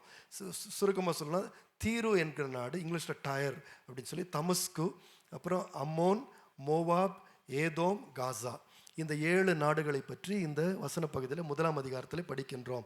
என்ன இந்த 7 நாடுகளை பற்றி படிக்கிறோன்னு சொன்னால், இன்னொரு சார்ட் நம்ம போடலாம். இந்த 7 நாடுகள் செய்த அக்கிரமங்களை குறித்து ஆண்டவர் இங்கே பேசுகிறார். இந்த 1ஆம் அதிகாரத்தில் 7 நாடுகள் செய்த அக்கிரமங்கள். தமஸ்கு என்ன அக்கிரமம் செஞ்சுச்சுன்னு சொன்னால், அவங்க போருக்கு போகும்போது அந்த எதிரி படைகளை ரொம்ப கொடுமையாக நடத்தினாங்க அப்படின்னு சொல்லி முதலாவது தமஸ்குவை பற்றி, அதாவது சீரியா நாட்டை பற்றி ஆண்டவர் பேசுகின்றார். ரெண்டாவது காசா, அதாவது பெலிஸ்தியா அப்படின்ற நாடு, அந்த நாடை பற்றி என்ன சொல்லப்பட்டிருக்குன்னு சொன்னால், அவங்க பிடித்த ஆட்களை மற்றவங்களுக்கு அடிமைகளாக விற்று போட்டாங்கன்னு சொல்கிறார். அதை ஆண்டவர் கண்டிக்கின்றார். அது பாவம்னு பேசுகிறாரு. மூன்றாவது தீரு, பெனிக்கியா அப்படின்ற, ஃபினிஷியா அப்படின்ற ஒரு தேசம், டயர் அப்படின்னு இங்கிலீஷில். அவங்க என்ன பண்ணுறாங்கன்னு சொன்னால், ஒருத்தரோடு உடன்படிக்கை பண்ணிவிட்டு ஆனால் அந்த உடன்படிக்கையை காப்பாற்ற மாட்டாங்க. They don't keep up the agreement. அதை ஆண்டவர் கண்டித்து பேசுகிறார் அந்த 3வது நாடை பற்றி. 4th கண்ட்ரி எதுன்னு சொன்னால் ஏதோம் அப்படின்ற நாடு, ஏதோம். அவங்கள பற்றி என்ன சொல்கிறாருன்னு சொன்னால், இரக்கமின்றி பட்டயத்தோடு கூட நீ பின்தொடர்ந்த உன்னுடைய சகோதரன், அதாவது யாக்கோபு, இஸ்ரவேல் தேசத்தை இரக்கம் இல்லாமல் நீ வெட்டின அப்படின்னு சொல்லி ஆண்டவர் என்ன பண்ணுறாருன்னா அவங்கள பற்றி பேசுகிறாரு. அப்புறம் அடுத்தது அம்மோன் என்ற ஒரு தேசம். அந்த தேசத்தை பற்றி என்ன சொல்கிறாருன்னா, நீ கர்ப்பவதிகளின் வயிற்றை கிழித்து போட்ட, ப்ரெக்னெண்ட்டாக இருக்கின்ற பெண்களுடைய கற்பத்தை என்ன பண்ண கிழிச்சு பிள்ளையை வெளியெடுக்கிறது, அதை மாதிரி கொடுமை நீ பண்ண அப்படின்னு ஆண்டவர் பேசுகிறார். கடைசியாக மோவாப் என்கின்ற அந்த நேஷன் பற்றி என்ன ஆண்டவர் சொல்கிறாருன்னு சொன்னால், ஏதோம் ராஜா, அவங்க வின் பண்ண ஒரு ராஜா, ஏதோம் ராஜா. அந்த ராஜா செத்து போயிட்டான், அவனை புதைச்சிட்டாங்க. ஆனால் புதைச்சவனுடைய சடலத்தை மறுபடியும் எடுத்து எலும்புகளை எரிச்சாங்களாம். இதை ஆண்டவர் என்ன பண்ணுறாருன்னு கண்டனம் பண்ணுகிறார். மொத்தத்தில் என்ன நீங்கள் பார்க்கலான்னு சொன்னால், 7 சரௌண்டிங் கண்ட்ரிஸ் ஆண்டவர் சொல்லிட்டு 7 நாடுகள் செய்த அக்கிரமங்களை பற்றி ஆண்டவர் பேசுகிறார். அது மாத்திரம் இல்லை, அடுத்தது என்ன பேசுகிறார், அந்த நம்ம வாசித்த 1ஆம் அதிகாரத்தில் என்ன பேசுகிறாருன்னா, இந்த அக்கிரமங்களை செய்த அந்த 7 நாடுகளுக்கு என்ன தண்டனை கொடுப்பேன்னு ஆண்டவர் பேசுகிறார். He talks about the punishments that he will give for all these 7 nations. அப்போ ஆண்டவர் சொல்கிறார், நான் சும்மாலாம் இல்லை, எல்லாம் பார்த்துட்டு தான் இருக்கிறேன், நீங்கள் எல்லாம் செஞ்சது எல்லாத்தையும் பார்த்துட்டு இருக்கிறேன், அதுக்கு நான் என்ன பண்ணுவேன்னா தண்டனை கொடுப்பேன்னு பேசுகிறார். அந்த தண்டனைகள் 3 விதமாக ஆண்டவர் பேசுகிறார். அதை சம்மரியாக நான் சொல்லிடுறேன். 3 விதமான தண்டனைகள். நீங்கள் ஆமோஸ் 1ஆம் அதிகாரம் 4ஆம் வசனம், 7ஆம் வசனம், 10ஆம் வசனம், 12ஆம் வசனம், 14ஆம் வசனம், இந்த வசனங்கள்லாம் வாசித்து பார்த்தீங்கன்னா என்ன சொல்கிறாருன்னா, இந்த அக்கிரமம் பண்ண தேசங்களுக்கு ஆண்டவர் சொல்ல நான் அக்கினி அனுப்புவேன்றார். திரும்ப அந்த வார்த்தை வரும் உங்களுக்கு, நீ படித்து பார்த்தீங்கன்னா, ஐ வில் சென்ட் ஃபயர்ன்றார். அதாவது இன்னைக்குள்ள ஆர்மிஸ் பண்ணுறாங்க பார்த்தீங்களா, என்னென்னா குண்டு போடுறாங்கல்ல, பாம்பு போட, அது போல் ஆண்டவர் சொல்கிறாரு, நீ இப்படி பண்ணதுனால நான் அக்கினியை அனுப்பி நான் அழிச்சிருவேன்றார். ரெண்டாவது என்ன சொல்கிறாருன்னு சொன்னால், மறுபடியும் ஆமோஸ் 1ஆம் அதிகாரம் 4ஆம் வசனம், 5ஆம் வசனம், 7ஆம் வசனம், 10ஆம் வசனம், 12, 14 இதெல்லாம் வாசித்தீங்கன்னு சொன்னால், I will demolish strong holds and capital cities.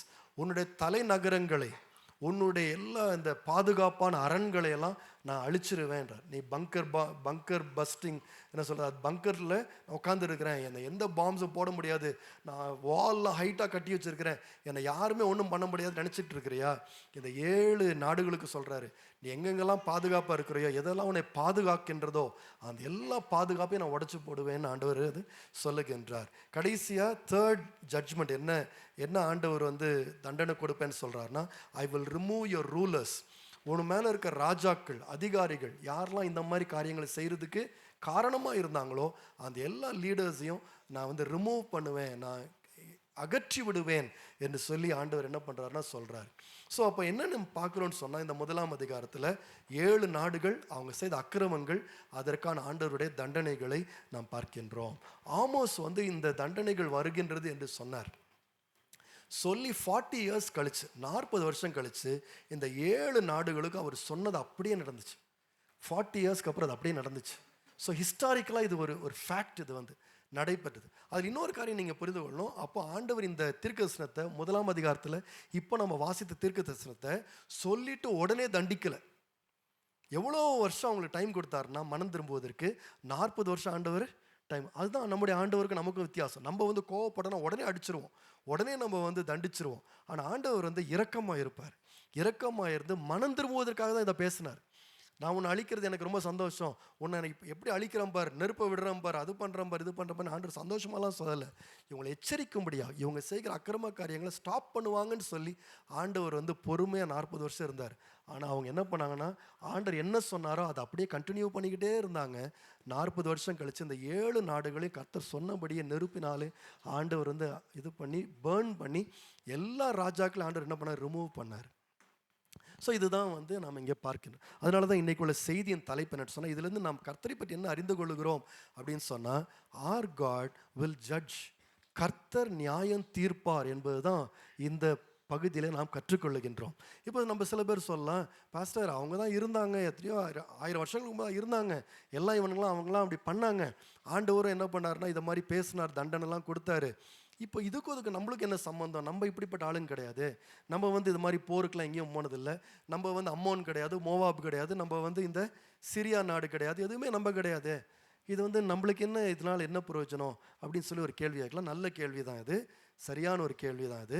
கண்டிப்பாக இந்த தண்டனைகள்லாம் நமக்காக எழுதப்படலை, இது நம்ம மேலே வரப்போகிற தண்டனைகள் கிடையாது. ஆனால் ஒன்று மாத்திரம் மறந்துடக்கூடாது, இது ஏதோ ஒரு காரணத்துக்காக வேதத்தில் எழுத வைக்கப்பட்டிருக்கின்றது. It has been written for us. அவங்களுக்கு சொல்லப்பட்ட தீர்க்கதரிசனங்கள் நமக்கு எழுதி ஆண்டவர் பாதுகாத்து பிரிண்ட் பண்ணி நம்ம கையில் என்ன பண்ணியிருக்கிறாரு, கொடுத்துருக்கிறார்.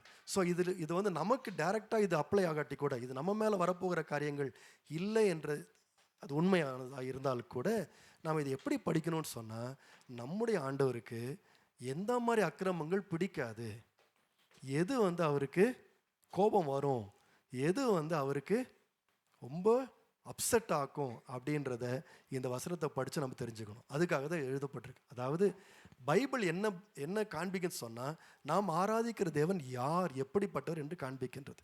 ஸோ இந்த ஹிஸ்டாரிக்கல் ஃபேக்ட்ஸ் மூலமாக நம்ம ஆண்டவரை பற்றி என்ன பண்ணுறோம், தெரிந்து கொள்ளுகிறோம். We learn about God. நான் யூஸ்வலாக பைபிள் பற்றி டீச் பண்ணும்போது நான் சொல்லியிருப்பேன், என்ன சொல்லுவேன்னு சொன்னால், பைபிள் வந்து ஒரு வெட்டிங் ஆல்பம் போல் ஒவ்வொரு இதை திருப்பும் போது என்ன பார்க்குறோன்னு சொல்லி, இவங்களான்னு சொல்லி நம்ம பார்க்குறோம் பார்த்தீங்களா, அதே போல் ஒரு பேஜை திருப்பும் போது இதுதான் நம்முடைய ஆண்டவர் அப்படின்னு சொல்லி என்ன பண்ணுறோன்னா பார்த்து கொள்கிறோம். அப்போது நம்முடைய ஆண்டவருக்கு வந்து உதாரணம் இப்படி சொல்லலாமே, சில பேருக்கு வந்து அவங்க வீட்டுக்கு வந்துட்டு நம்ம அவங்களுக்கு காஃபி டீ கொடுக்கலன்னா அவங்களுக்கு கோவம் வரும் இல்லை? அப்படிப்பட்ட ஆளுங்க நீங்கள் பார்த்துருக்கீங்களா? காஃபி டீ கொடுக்கலன்னா கோவம் வரும். சேர் போட்டு அவங்கள உட்கார வைக்கலாம், அவங்களுக்கு என்ன வரும், கோவம் வரும்.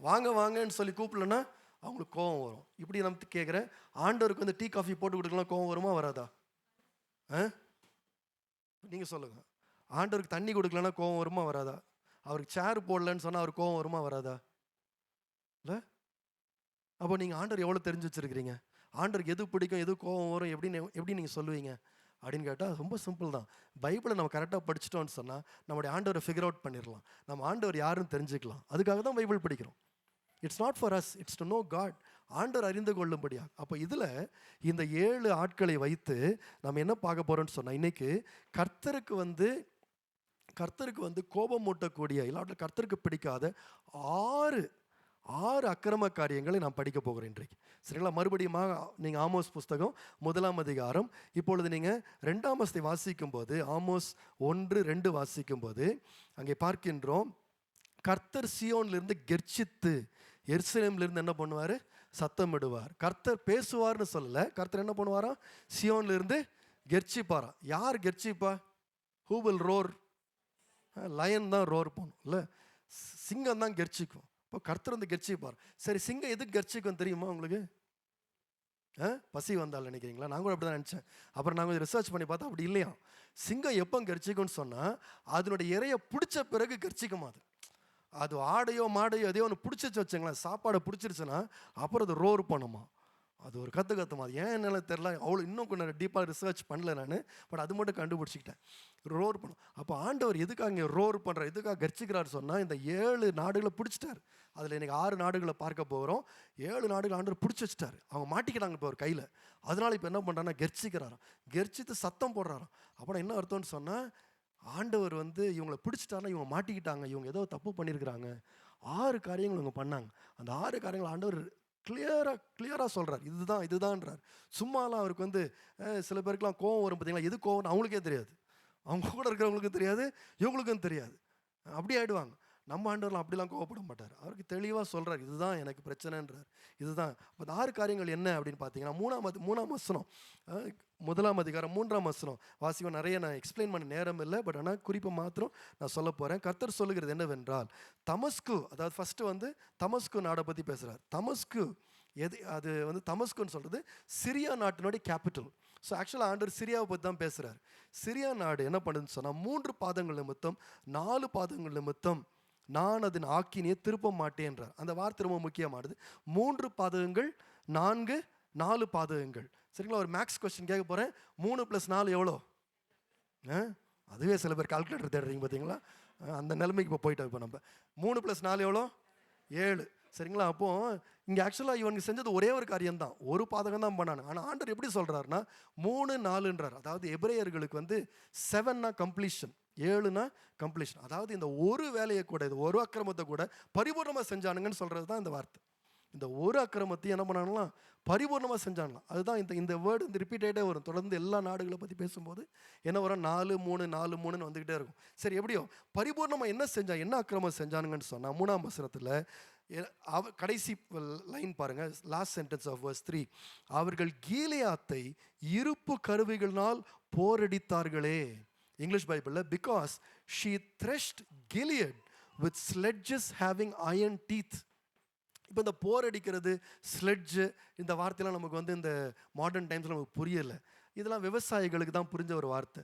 இந்த போர் அடிக்கிறதுன்னு என்னன்னு சொன்னால், ஹார்வெஸ்ட் பண்ண உடனே அந்த கதிர்கள்லாம் எடுத்துகிட்டு வந்து ஒரு ஃப்ளோரில் போட்டுருவாங்க, ஒரு ஒரு ஒரு தரையில் போட்டுருவாங்களாம். ஃப்ளோரில் போட்டு என்ன பண்ணால், மாடை வந்து அது மேலே ஓட விடுவாங்க, மாடை வந்து அது மேலே சுத்த விடுவாங்க. ஸோ இப்போ அது மாத்திரம் இல்லை, மாட்டுடைய கழுத்தில் ஒரு கயிறை கட்டி ஒரு கட்டையை அதுக்கு பின்னாடி வச்சுருவாங்க. அந்த கட்டையை வச்சு அது என்ன பண்ணால் இழுத்துக்கிட்டே போகும். இழுத்துட்டு போகும்போது இந்த கிரெயினில் இருக்கிற அந்த நெல் மட்டும் தனியாக பிரிஞ்சு வரும். அப்போது அந்த கதிரில் இருக்கிற அந்த மணி மட்டும் அந்த பிரிஞ்சு வரும். இதுதான் வந்து பிரிக்கிறதுக்கான ஒரு வழி. ஸோ இது வந்து என்ன பண்ணுவாங்கன்னா, இது மாடை வச்சு அந்த இது மேலே நடக்க விடுவாங்க, கதிர் மேலே, வீட் கிரெயின்ஸ் மேலே நடக்க விடுவாங்க. ஆனால் இந்த ஆட்கள் வந்து சீரியா நாட்டு மக்கள், தமஸ்கு மக்கள் யார் மேலே நடந்தானுங்கன்னு சொன்னால், தானியத்தின் மேலே இல்லை, கீலேயாத் என்கிறது ஒரு கிராமம், இஸ்ரவேலுடைய ஒரு கிராமம். அந்த கிராம மக்கள் மேலே இவன் நடந்திருக்கிறான். அப்போ ஆண்டவர் என்ன சொல்ல வர்றாருன்னு சொன்னால், இவனுங்க வந்து கீலேயாத் கிராம மக்களை கொடுமையாக நடத்தினாங்க, அதை நான் பார்த்துருக்குறேன், அதுக்கு இப்போ என் தண்டனையை நான் அனுப்ப போகிறேன்றார். அப்புறம் பாருங்கள், அந்த வசனத்தை நீங்கள் 3ஆம் வசனத்தை கடைசி பார்த்தீங்கன்னா, எதை வச்சு அவங்க வந்து போரடித்தாங்கன்னு சொன்னால், இருப்பு கருவிகளால் போரடித்தாங்க. With sledges having iron teeth. உண்மையாக அந்த போரடிக்கிற அந்த வந்து கட்டையாக தான் இருக்கும், it will be a wooden block. ஆனால் அதில் இவனுக்கு என்ன போட்டுக்கிறாங்கன்னா அயன் வச்சு, அப்போது அவ்வளோ கொடுமை. அப்போ அந்த பொயட்டிக் லாங்குவேஜுக்கு, அந்த கவிதை நடையில் சொல்லப்பட்ட அந்த வார்த்தையினுடைய உண்மையான அர்த்தம் என்னன்னு சொன்னால், துன்பப்படுத்திட்டாங்க, இந்த கிராம மக்களை துன்பப்படுத்தினாங்க. அப்போ முதலாவது காரியம் நம்ம என்ன புரிந்து கொள்ளணும்னு சொன்னால், ஆண்டவருக்கு பிடிக்காத ஒரு காரியம், கோபப்படுத்துகின்ற காரியம், ஆண்டவர் வந்து உண்மையாக பனிஷ்மெண்ட்டோடு வருகின்ற ஒரு காரியம்னு சொன்னால், ஒரு மனிதன் இன்னொருத்தனை துன்பப்படுத்தும் போது ஆண்டவர் சும்மா விடுறது இல்லை. ஆகவே விசுவாசிகளாக நாம் நம்முடைய ஆண்டவரை பற்றி என்ன புரிஞ்சு கொள்ளணும்னா, நம்ம யாரும் என்ன பண்ணக்கூடாது, துன்பப்படுத்தக்கூடாது. ஆர்கியூ பண்ணலாம், டிஃப்ரென்ஸ் ஆஃப் ஒப்பீனியன் இருக்கலாம், கத்தலாம், சண்டை போடலாம், எல்லாம் பண்ணலாம். ஆனால் ஒரு லிமிட் இருக்குது. எங்கே போயிடக்கூடாதுன்னு சொன்னால், நீ இப்படி செஞ்சதுனால உன்னை துன்பப்படுத்த போகிறேன்னு நம்ம போனோன்னு சொன்னால், கர்த்தர் அதை வந்து வெறுக்கிறார், கர்த்தர் வந்து அதை நிச்சயமாக கேள்வி கேட்கிறார் என்பதை நாம் பார்க்க வேண்டும். அப்போஸ்தலர் 9ஆம் அதிகாரம், Acts of Apostles chapter 9 verse 3 and 4 வாசிக்கும் போது, அங்கே துன்பப்படுத்தின ஒருத்தன் இருக்கிறான், Saul. There was Saul who actually persecuted the church of God. ஆண்டவருடைய இயேசுனுடைய விசுவாசிகளை போய் வீட்டில் போய் வெளியே இழுத்துட்டு வந்துட்டு ஜெயிலில் போட்டு கொன்று அடித்து என்னென்னமோ துன்பப்படுத்திட்டு இருந்தான். அவனும் எங்கே தான் போயிட்டு இருந்தானா, இந்த நம்ம வாசிக்கிற ஆமோஸில் தமஸ்குன்னு பட்டணம் வாசித்தோம் பார்த்தீங்களா, அதே தமஸ்குக்கு தான் அவன் போயிட்டு இருந்தான். குதிரை மேலே போயிட்டு இருக்கும்போதே நீங்கள் அந்த வசனத்தை என்ன வாசிக்கிறோன்னு சொன்னால், திடீர்னு அவனை சுற்றி ஒளி அடிச்சுதான். There was a lightning around him. It was so flashy that he fell off this horse. அவன் குதிரையிலேருந்து கீழே விழுந்துட்டான், கண்ணு குருடா போச்சு. குருடான உடனே ஆண்டவர் ஒரு அற்புதமான வார்த்தையை சொன்னார். வாசிக்கலாம் அந்த வசனத்தை. அப்பொழுது சவுலே சவுலே, நீ என்னை ஏன் துன்பப்படுத்துகிறாய்? என்னை ஏன் ஆண்டவர் என்ன சொல்லன்னு சொன்னா, நீ ஏன்பா சபையை துன்பப்படுத்துற, கிறிஸ்தவ மக்களை ஏன் துன்பப்படுத்துறேன்னு கேட்கல. ஏசு என்ன கேட்டார்னா, என்னை ஏன் துன்பப்படுத்துறேன்றார். அதுலேருந்து நம்ம என்ன புரிந்து கொள்கிறோம்னு சொன்னால், யாராவது துன்பப்படுவாங்கன்னு சொன்னால், if somebody is persecuted, if somebody is harmed, God takes their place. அவங்களோடு கூட கர்த்தர் சேர்ந்து கொள்கிறார். அவங்களோடு கூட ஆண்டவர் இப்போ பாருங்கள், இன்றைக்கி கூட நம்ம ஃபேஸ்புக்கில் ஆன்லைன்லலாம் நிறைய வீடியோஸ் பார்க்குறோம். ஒருத்தர் இன்னொருத்தர் அடிக்கிற வீடியோலாம் பார்க்குறோம். ஒருத்தங்க இன்னொருத்தர் துன்பப்படுத்துகிற வீடியோ பார்க்குறோம். நம்ம சும்மா வேடிக்கை பார்த்துட்டு இன்னும் இப்படிலாம் அடிக்கிறானுங்க அப்படின்னு சொல்லி அடுத்த ரீல்ஸ்க்கு நம்ம போயிடுறோம். We just watch it happen. ஆனால் ஆண்டவர் வந்து வாட்ச்லாம் பண்ண மாட்டார். யார் துன்பப்படுறாங்களோ அவங்களோட என்ன பண்ணிக்குவார்? அவர் சேர்ந்து கொள்ளுவார். அது மாத்திரமல்ல, யார் துன்பப்படுத்துகிறாங்களோ கர்த்தர் அவங்கள நிச்சயமாக, அந்த வசனங்கள் வாசிக்கும்போது கொஞ்சம் பயமாக கூட இருக்கும். இந்த தமஸ்குவுக்கு ஆண்டவர் என்ன சொல்கிறார், நான் என்ன தண்டனை கொடுப்பேன்னு சொல்கிறாருன்னு சொன்னால் 4ஆம் வசனத்தில் ஆசகேலின் வீட்டில், அதாவது இந்த ராஜா அவனுடைய வீட்டில் தீ கொளுத்துவேன், அது பெனதாத்தின் அரண்மனைகளை பட்சிக்கும். அவன் உட்காந்துருக்கிற அந்த அந்த பேலஸை நான் தீ கொளுத்தி விடுவேன்றார். ஏன்னா அவன் தான் என்ன பண்ணான்? இந்த துன்பப்படுத்தினான். இந்த கிராம மக்களை துன்பப்படுத்தினதுனால ஆண்டவர் என்ன பண்ணுறான்னா தீ கொளுத்துவேன்னு பனிஷ்மெண்ட்லாம் அங்கே பேசுகிறார். அப்போ முதலாவது நம்ம என்ன புரிந்து கொள்கிறோம் அப்படின்னு சொன்னால், திஸ் இஸ் பாயிண்ட் நம்பர் 1. உங்கள் கையில் அந்த சர்மன் நோட்ஸ் இருக்குன்னு நினைக்கிறேன். First, God will judge. ஆண்டவர் நியாயம் தீர்ப்பார். எதை நியாயம் தீர்ப்பார்னா, பெர்சிக்யூட்டர்ஸ், துன்புறுத்துகிறவர்களை ஆண்டவர் நிச்சயமாய் நியாயம் தீர்ப்பார். ரெண்டாவதாக, ஆமோஸ் 1ஆம் அதிகாரம் 6ஆம் வசனத்திலிருந்து 8ஆம் வசனத்தை வாசிக்கும் போது, 6 to 8 வாசிக்கும் போது அடுத்த ஒரு நாட்டை பற்றி பார்க்கின்றோம். அவங்க பேர் வந்து பிலிஸ்திய நாடு. அவங்களுடைய ஒரு முக்கியமான நகரம் வந்து காசா. இன்றைக்கு இருக்கிற காசா இல்லை, அன்றைக்கு இருந்த காசா. பிலிஸ்தியர்கள் இவங்க என்ன பண்ணாங்கன்னு 6ஆம் வசனத்தில் ஆண்டவர் சொல்கிறார். நீங்கள் பார்த்தீங்கன்னு சொன்னால், காசாவினுடைய 3 பாதங்கள் நிமித்தம் 4 பாதங்கள் நிமித்தம் நான் அதன் ஆக்கினையை திருப்ப மாட்டேன். அவர்கள் சிறைப்பட்டவர்களை ஏதோமியரிடத்தில் ஒப்புவிக்கும்படி முழுதும் சிறையாக்கினார்களே. இங்கே என்ன ஆச்சு அப்படின்னு சொன்னால், அன்றைக்கெலாம் சண்டைக்கு போகும்போது, வாருக்கு போகும்போது என்ன பண்ணுவாங்கன்னா, எதிரி படைகளை போய் சந்தித்து, அந்த எதிரி படைகள் வந்து வீக்காக இருந்தான்னு வச்சுங்களேன், அவங்க உடனே கையை தூக்கிடுவாங்க. ஐயா சண்டையெல்லாம் வேணாம், நாங்கள் சரண்டர் ஆகிடுறோம், நீங்கள் எங்களை பிடிச்சிக்கங்க. அது பேர் தான் இன்றைக்கி பிரிசனர்ஸ் ஆஃப் வார் என்று சொல்லுகிறோம். அதாவது சிறை கைதிகள்னு சொல்கிறோம். இன்றைக்கி ஜெனீவா கன்வென்ஷன் ஒன்று இருக்குது. இந்த ஜெனீவா கன்வென்ஷன்னா என்னன்னு சொன்னால், சிறை கைதிகளை வந்து மனிதாபமாக நடத்தணும், அவங்களுக்கு கொடுக்க வேண்டிய சாப்பாடு, தண்ணி, பாதுகாப்பான இடம்லாம் கொடுக்கணும்னு சொல்லி ஜெனீவா கன்வென்ஷன் ஒன்று இருக்குது. So for example, Indian army போய் பாகிஸ்தானில் உள்ளே போயிட்டு பாகிஸ்தான் சோல்ஜர்ஸை கொஞ்சம் பேர் பிடிச்சான்னு வச்சுங்களேன், அவங்கள சுடக்கூடாது, அவங்கள அடிக்கக்கூடாது, அவங்கள வந்து துன்பப்படுத்த, அவங்களாம் சோல்ஜர்ஸ், நம்ம நாட்டு சோல்ஜர்ஸ் இல்லாட்டி கூட ஜெனீவா கன்வென்ஷன் படி என்ன பண்ணணும்னா, அவங்கள பாதுகாப்பான ஒரு இடத்துல வச்சு அவங்களுக்கு வந்து தண்ணி, சாப்பாடு எல்லாம் கரெக்டாக கொடுத்துடணும். அவங்களும் நம்மளை அப்படி தான் ட்ரீட் பண்ணணும், பிரிசனர்ஸ் ஆஃப் வாரை ட்ரீட் பண்ணணும். இங்கே நம்ம என்ன பார்க்குறோம்னு சொன்னால், அப்படியே ஆப்போசிட்டாக நான் பார்க்குறேன். என்ன நடக்குதுன்னு சொன்னால், இந்த மக்கள் என்ன பண்ணுகிறாங்கன்னா, காசாவின் மக்கள் என்ன பண்ணுகிறாங்கன்னா, பிரிசனர்ஸ் ஆஃப் வாரை பிடிக்கிறாங்க, சிறை கைதிகளை பிடிக்கிறாங்க. பிடிச்சி என்ன பண்ணுறாங்கன்னா, அவங்கள அன்ஜஸ்டாக நடத்துகிறாங்க. என்ன பண்ணுறாங்கன்னா, ஏதோம் அப்படின்ற ஒரு கூட்டத்துக்கு இவங்கள விற்று இவங்க காசு பண்ணுறானுங்க. So they sell these prisoners of war as slaves. இவனு காசு பண்ணிக்கிறானுங்க. அப்போ ஆண்டவர் அதை கண்டிக்கிறார். நீ என்ன அப்படின்னா, அவன் வந்து சரண்டர் ஆனா, ஐயா என்னால் முடியல, என்ன நீங்கள் பிடிச்சிக்கங்கன்னு சொல்லி அவன் வந்தான். அவன் என்ன நினச்சான்னு சொன்னால், நீ மனிதாபமாக நடத்துவேன்னு நினச்சான். ஆனால் நீ என்ன பண்ணிட்டான்னா, அடிமையாக அவனை விற்றுட்டு அவன் லைஃபையே நீ ஸ்பாயில் பண்ணிட்ட, நீ காசு பண்ணிக்கிட்டதில்ல, ஆகவே நான் அக்கினி அனுப்புவேன்னு ஆண்டவர் சொல்கிறார். அப்போ ரெண்டாவதாக நம்முடைய ஆண்டவரை பற்றி என்ன நம்ம புரிந்து கொள்ளணும்னு சொன்னால், செகண்ட் பாயிண்ட் நீங்கள் பாருங்கள், inhuman treatment of people God will judge. மக்களை மனிதாபம் இல்லாத முறையில் நடத்துவோமானால் அது ஆண்டவர் என்ன பண்ணுவார்? அதற்காக நிச்சயமாக நியாயம் தீர்ப்பார்.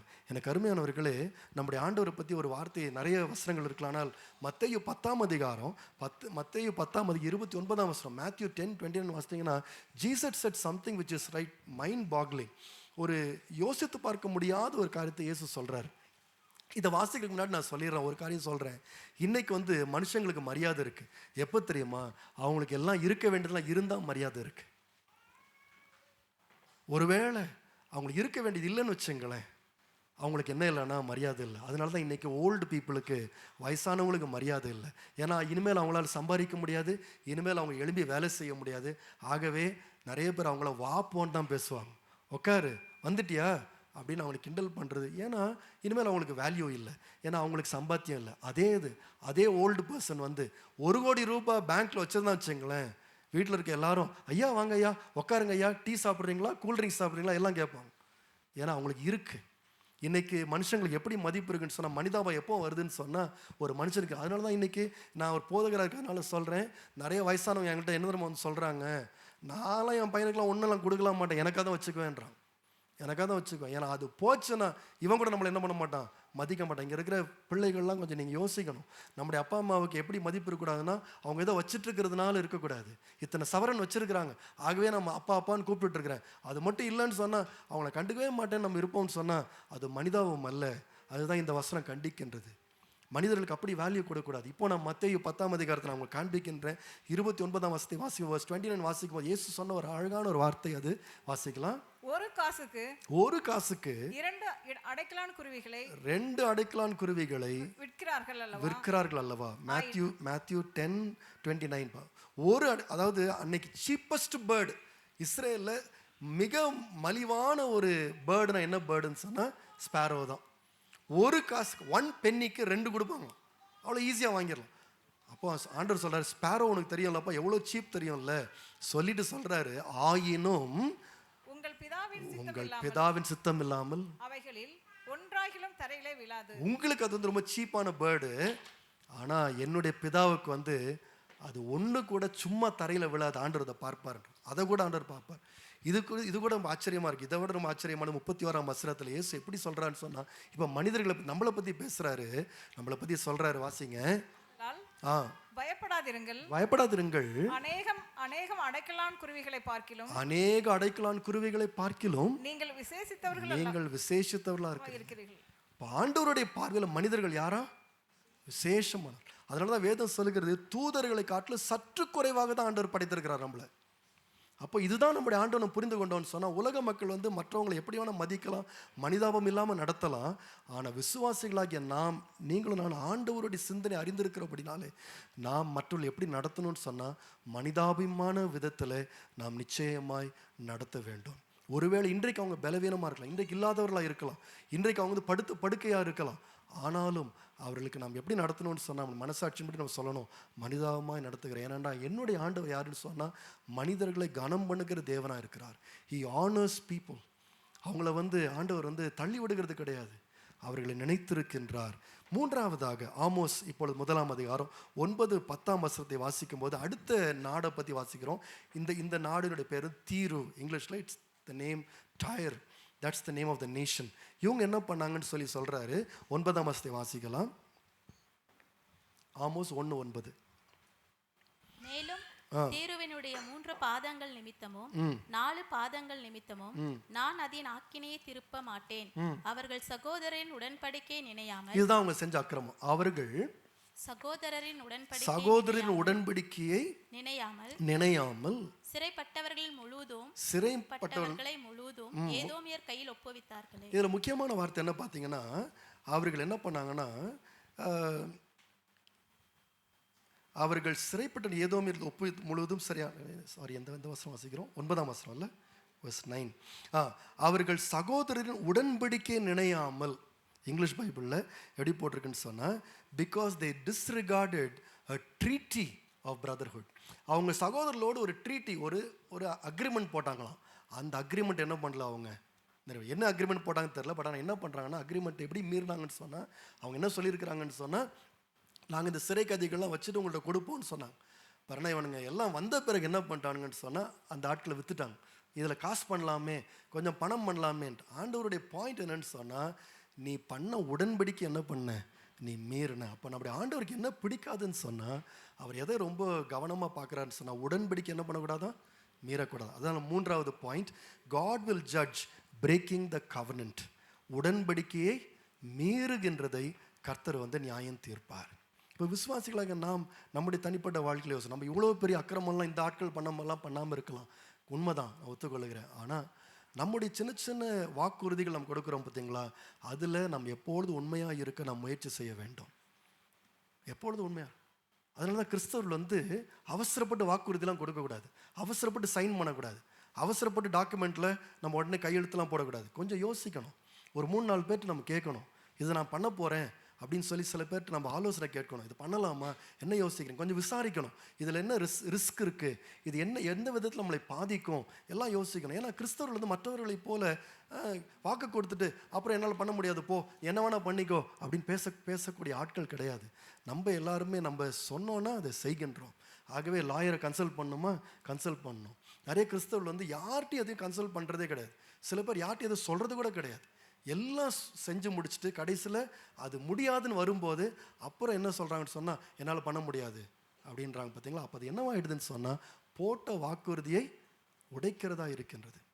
சிலர் இருக்கிறாங்க, சும்மா போய் ஏதாவது ஒரு பொண்ணுகிட்ட போயிட்டு நான் உன்னை கல்யாணம் பண்ணிக்கிறேன்றது. அந்த பெண்ணு என்ன பண்ணுதுன்னா, சரி பரவாயில்ல அப்படின்னு சொல்லி காத்துட்டு இருக்கிறது. அப்புறம் என்ன சொல்கிறதுன்னா, பாஸ்டர்கிட்ட வந்து சொல்கிறது, நீங்கள் ஜோமனி சொல்லுங்கள், கர்த்தருக்கு சித்தமா அப்படி. அதுக்கு எதுக்கா பாஸ்டர் ஜோமன்? நீ ஃபஸ்ட்டு வார்த்தையை கொடுத்துட்டல, அது கர்த்தருக்கு சித்தமோ சித்தம் என்ன தான் பண்ணி ஆகணும் சொல்லுங்கள். நீங்கள் கல்யாணம் பண்ணி தான் ஆகணும். சும்மா பாஸ்டர் வந்து நிறுத்தி வச்சுக்கிட்டு எங்கள் பாஸ்டர் சொல்கிறாரு, ஐயா சொல்கிறாரு, இது கர்த்தர் சித்தம் இல்லைன்னு சொல்கிறாரு, அப்படி கதையெல்லாம் பேசக்கூடாது. கல்யாணம் பண்ணுறேன்னு சொன்னால் கண்டிப்பாக என்ன பண்ண, கல்யாணம் பண்ணியே ஆகணும். சில பேர் வந்து சத்தியம் பண்ணுறது, அம்மா மேலே சத்தியம் பண்ணுறேன், அப்பா மேலே சத்தியம் பண்ணுறேன், பாட்டி மேலே சத்தியம் பண்ணுறேன். நீ ஏன் அவ்வளோ உண்மை இல்லாதவனாக இருக்கிற? நீ எதுக்கு சத்தியம் பண்ணணும்? சத்தியம் பண்ணாமலே சொன்னால் என்ன இப்போது? அப்போ இந்த சத்தியம் பண்ணுற ஆளுங்களே கொஞ்சம் ஃப்ராடு தான் நான் சொல்லுவேன். உண்மையாக சொல்கிறேன், உண்மையை சொல்ல வேண்டியது தானே. அதுக்கு சத்தியம் பண்ணி நீ ப்ரூவ் பண்ணுற, அப்போ எங்கே ஏதோ வில்லங்க இருக்குன்னு அர்த்தம்.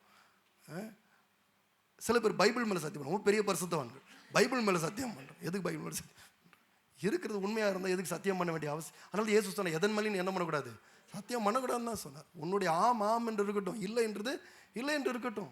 அப்படிப்பட்ட ஒரு வாழ்க்கையை வாழணும். அதாவது நம்ம எல்லாருமே பர்ஃபெக்ட் சொல்ல, நம்ம சில பேர் நிறைய பேர், நம்ம என்னையும் சேர்த்து சொல்கிறேன் பொய்கள்லாம் சொல்லியிருக்கின்றோம், தப்பிக்கும்படியாக சொல்லியிருக்கிறோம், அவசரப்பட்டு சில அக்ரிமெண்ட்லாம் போட்டு அப்புறம் முழிச்சிருக்கிறோம். ஆனால் அதெல்லாம் வந்து நம்ம வந்து ஒரு லேர்னிங்காக எடுத்துக்கொள்ளணும்.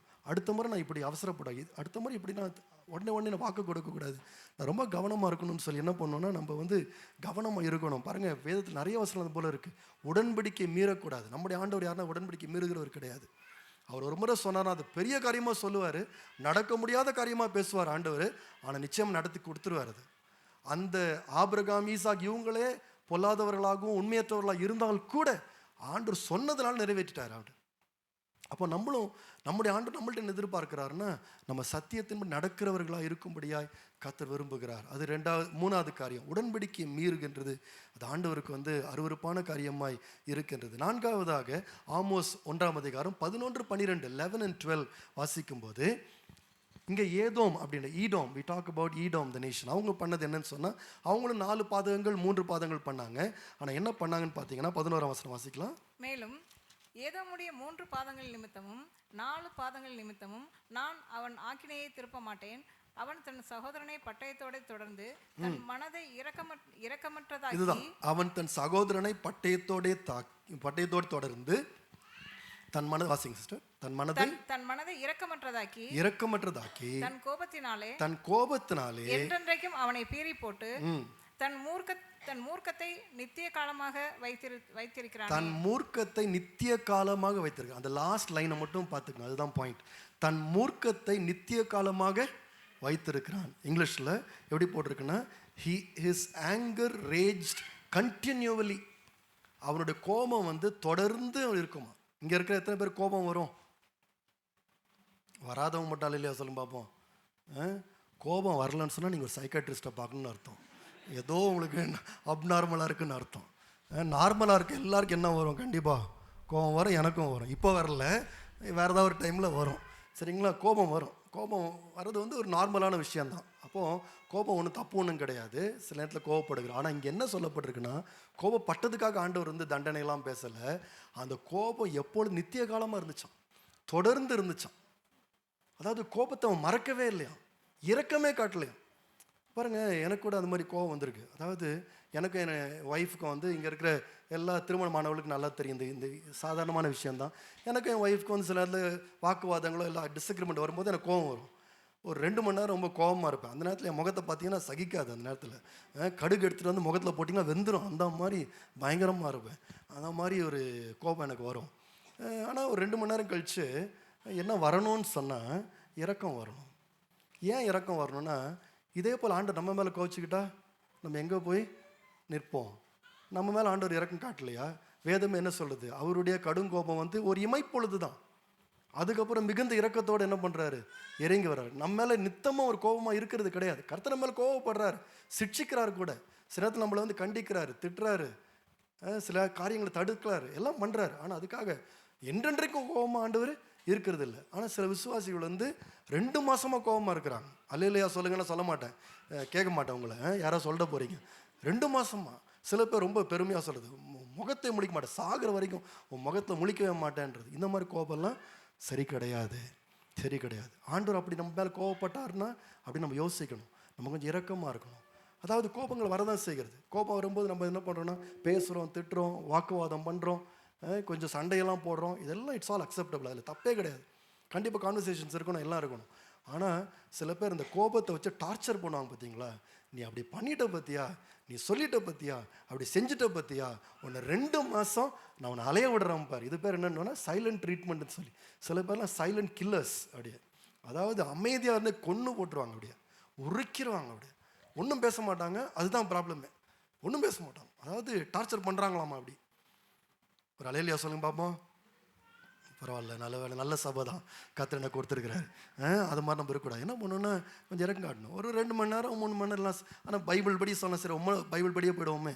பைபிள் படி என்ன சொல்கிறது, சூரியன் அஸ்தமிக்கும் போது உன்னுடைய கோபம் தனியே கிடவுது. ஈவினிங்குள்ளே கோபம் என்ன ஆகிடணும், போயிடணும். அதுக்கு மேலே எக்ஸ்டெண்ட் பண்ணக்கூடாது.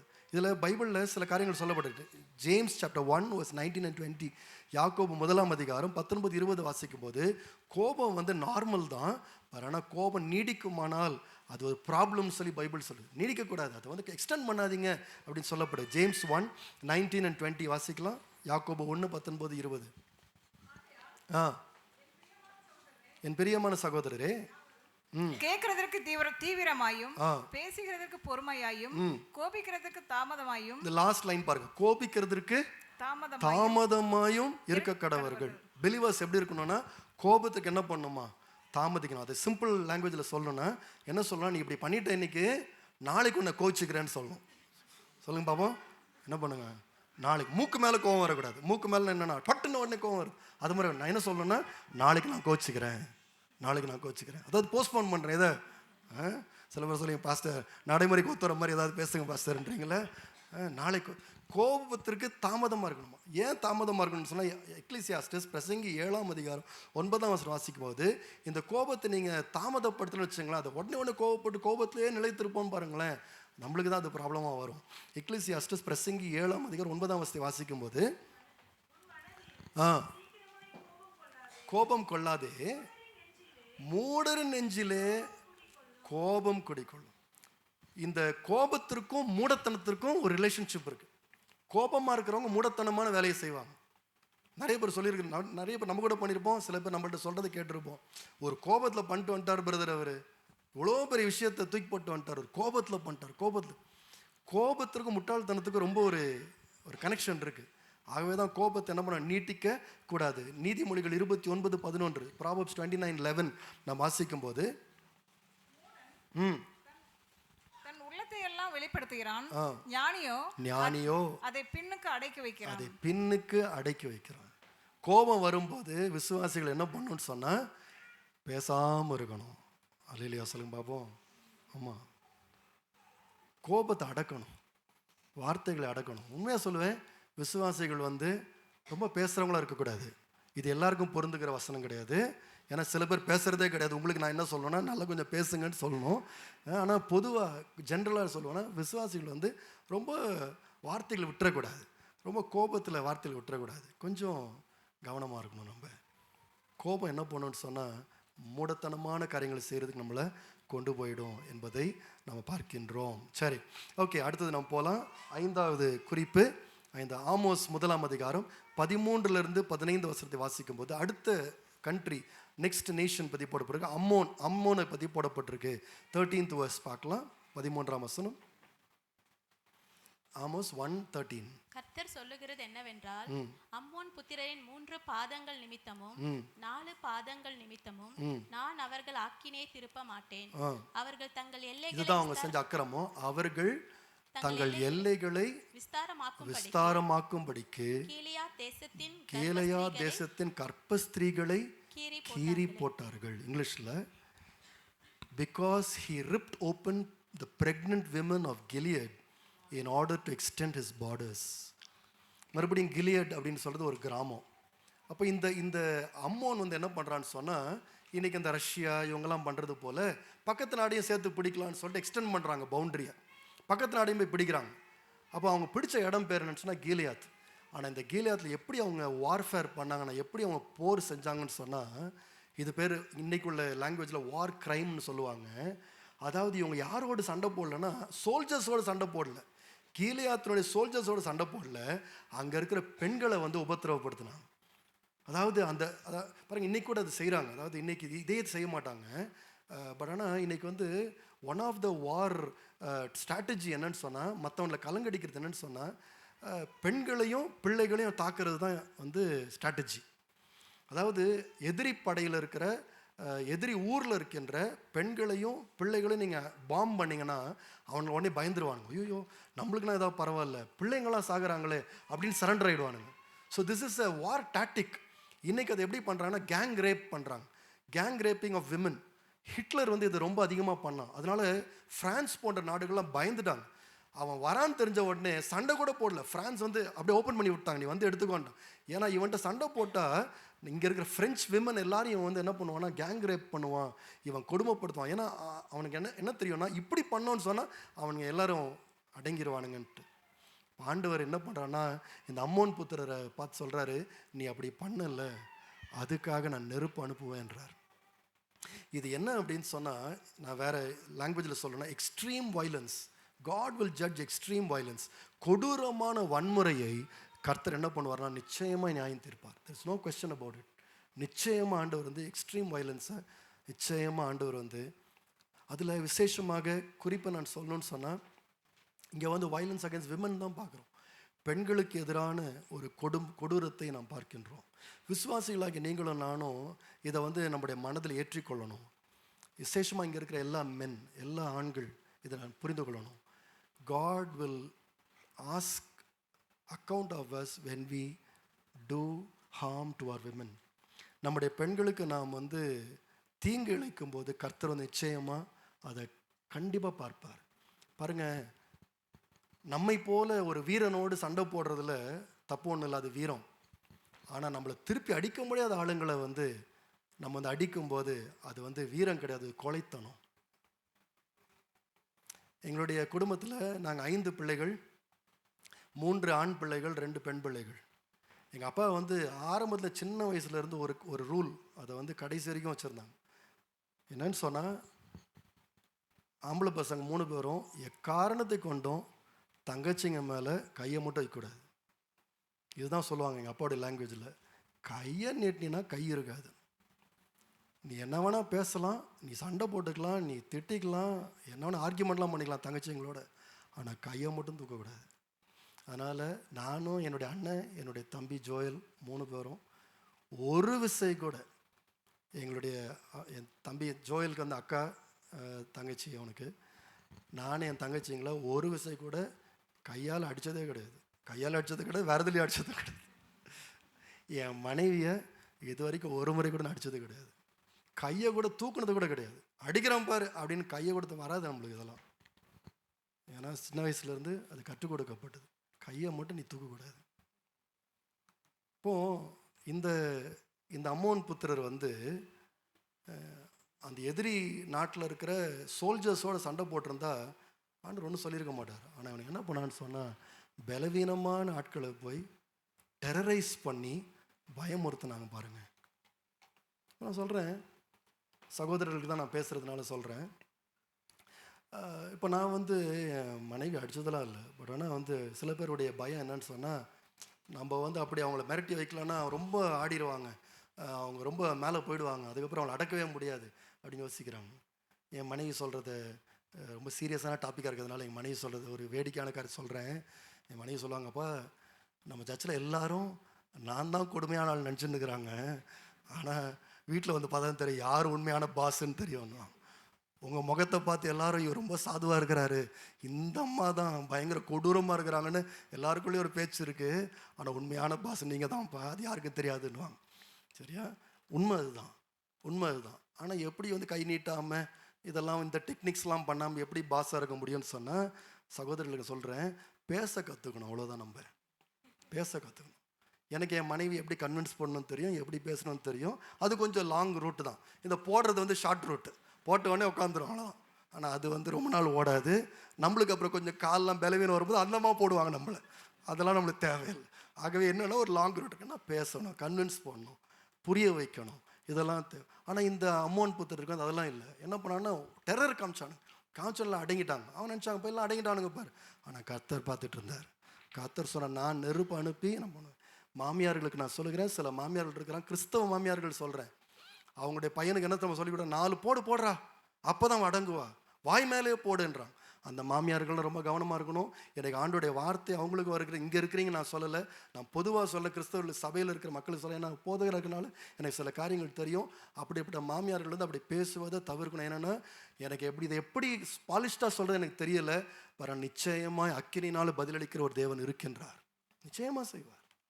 பலவீனம் அவங்க திருப்பி நம்மளை அடிக்க முடியல, நம்மளுக்கு திருப்பி பேச முடியல, நம்ம தள்ளி வச்சிட்டோம்னு சொன்னால் அவங்களுக்கு ஃப்யூச்சரே இல்லை, சமுதாயம் அவங்கள தவறாக பேசிடும். ஆகவே அந்த பயத்தினால் நம்மளோட உட்காந்துட்டு இருப்பாங்க அப்படின்னு அவங்களுடைய பலவீனத்தை பயன்படுத்தி சகோதரர்கள் ஆண்கள் அதை யூஸ் பண்ணுவாங்கன்னு சொன்னால் நிச்சயமாய் தேவன் நியாயம் தீர்க்கிறவராக இருக்கிறார். கடந்து போகிறேன். கடைசியாக 6வது குறிப்பு, லாஸ்ட் காரியம் 2ஆம் அதிகாரம். இப்போ ஆமோஸ் 2ஆம் அதிகாரம் 1-3 வாசிக்கும் போது அங்கே ஒரு காரியம் சொல்லப்படுறது. அதில் படித்துடலாம், அப்புறம் எக்ஸ்பிளைன் பண்ணுறேன்.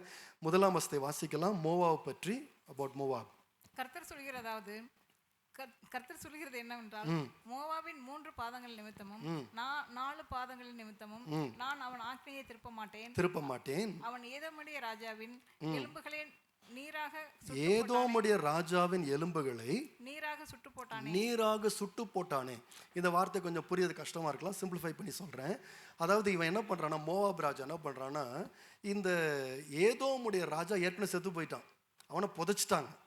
இப்போ இவனுக்கு எவ்வளோ கோபம்னு சொன்னா, புதைச்ச அந்த சடலத்தை திரும்ப எடுக்கிறான். அது வெறும் எலும்பு தான் இருக்கு.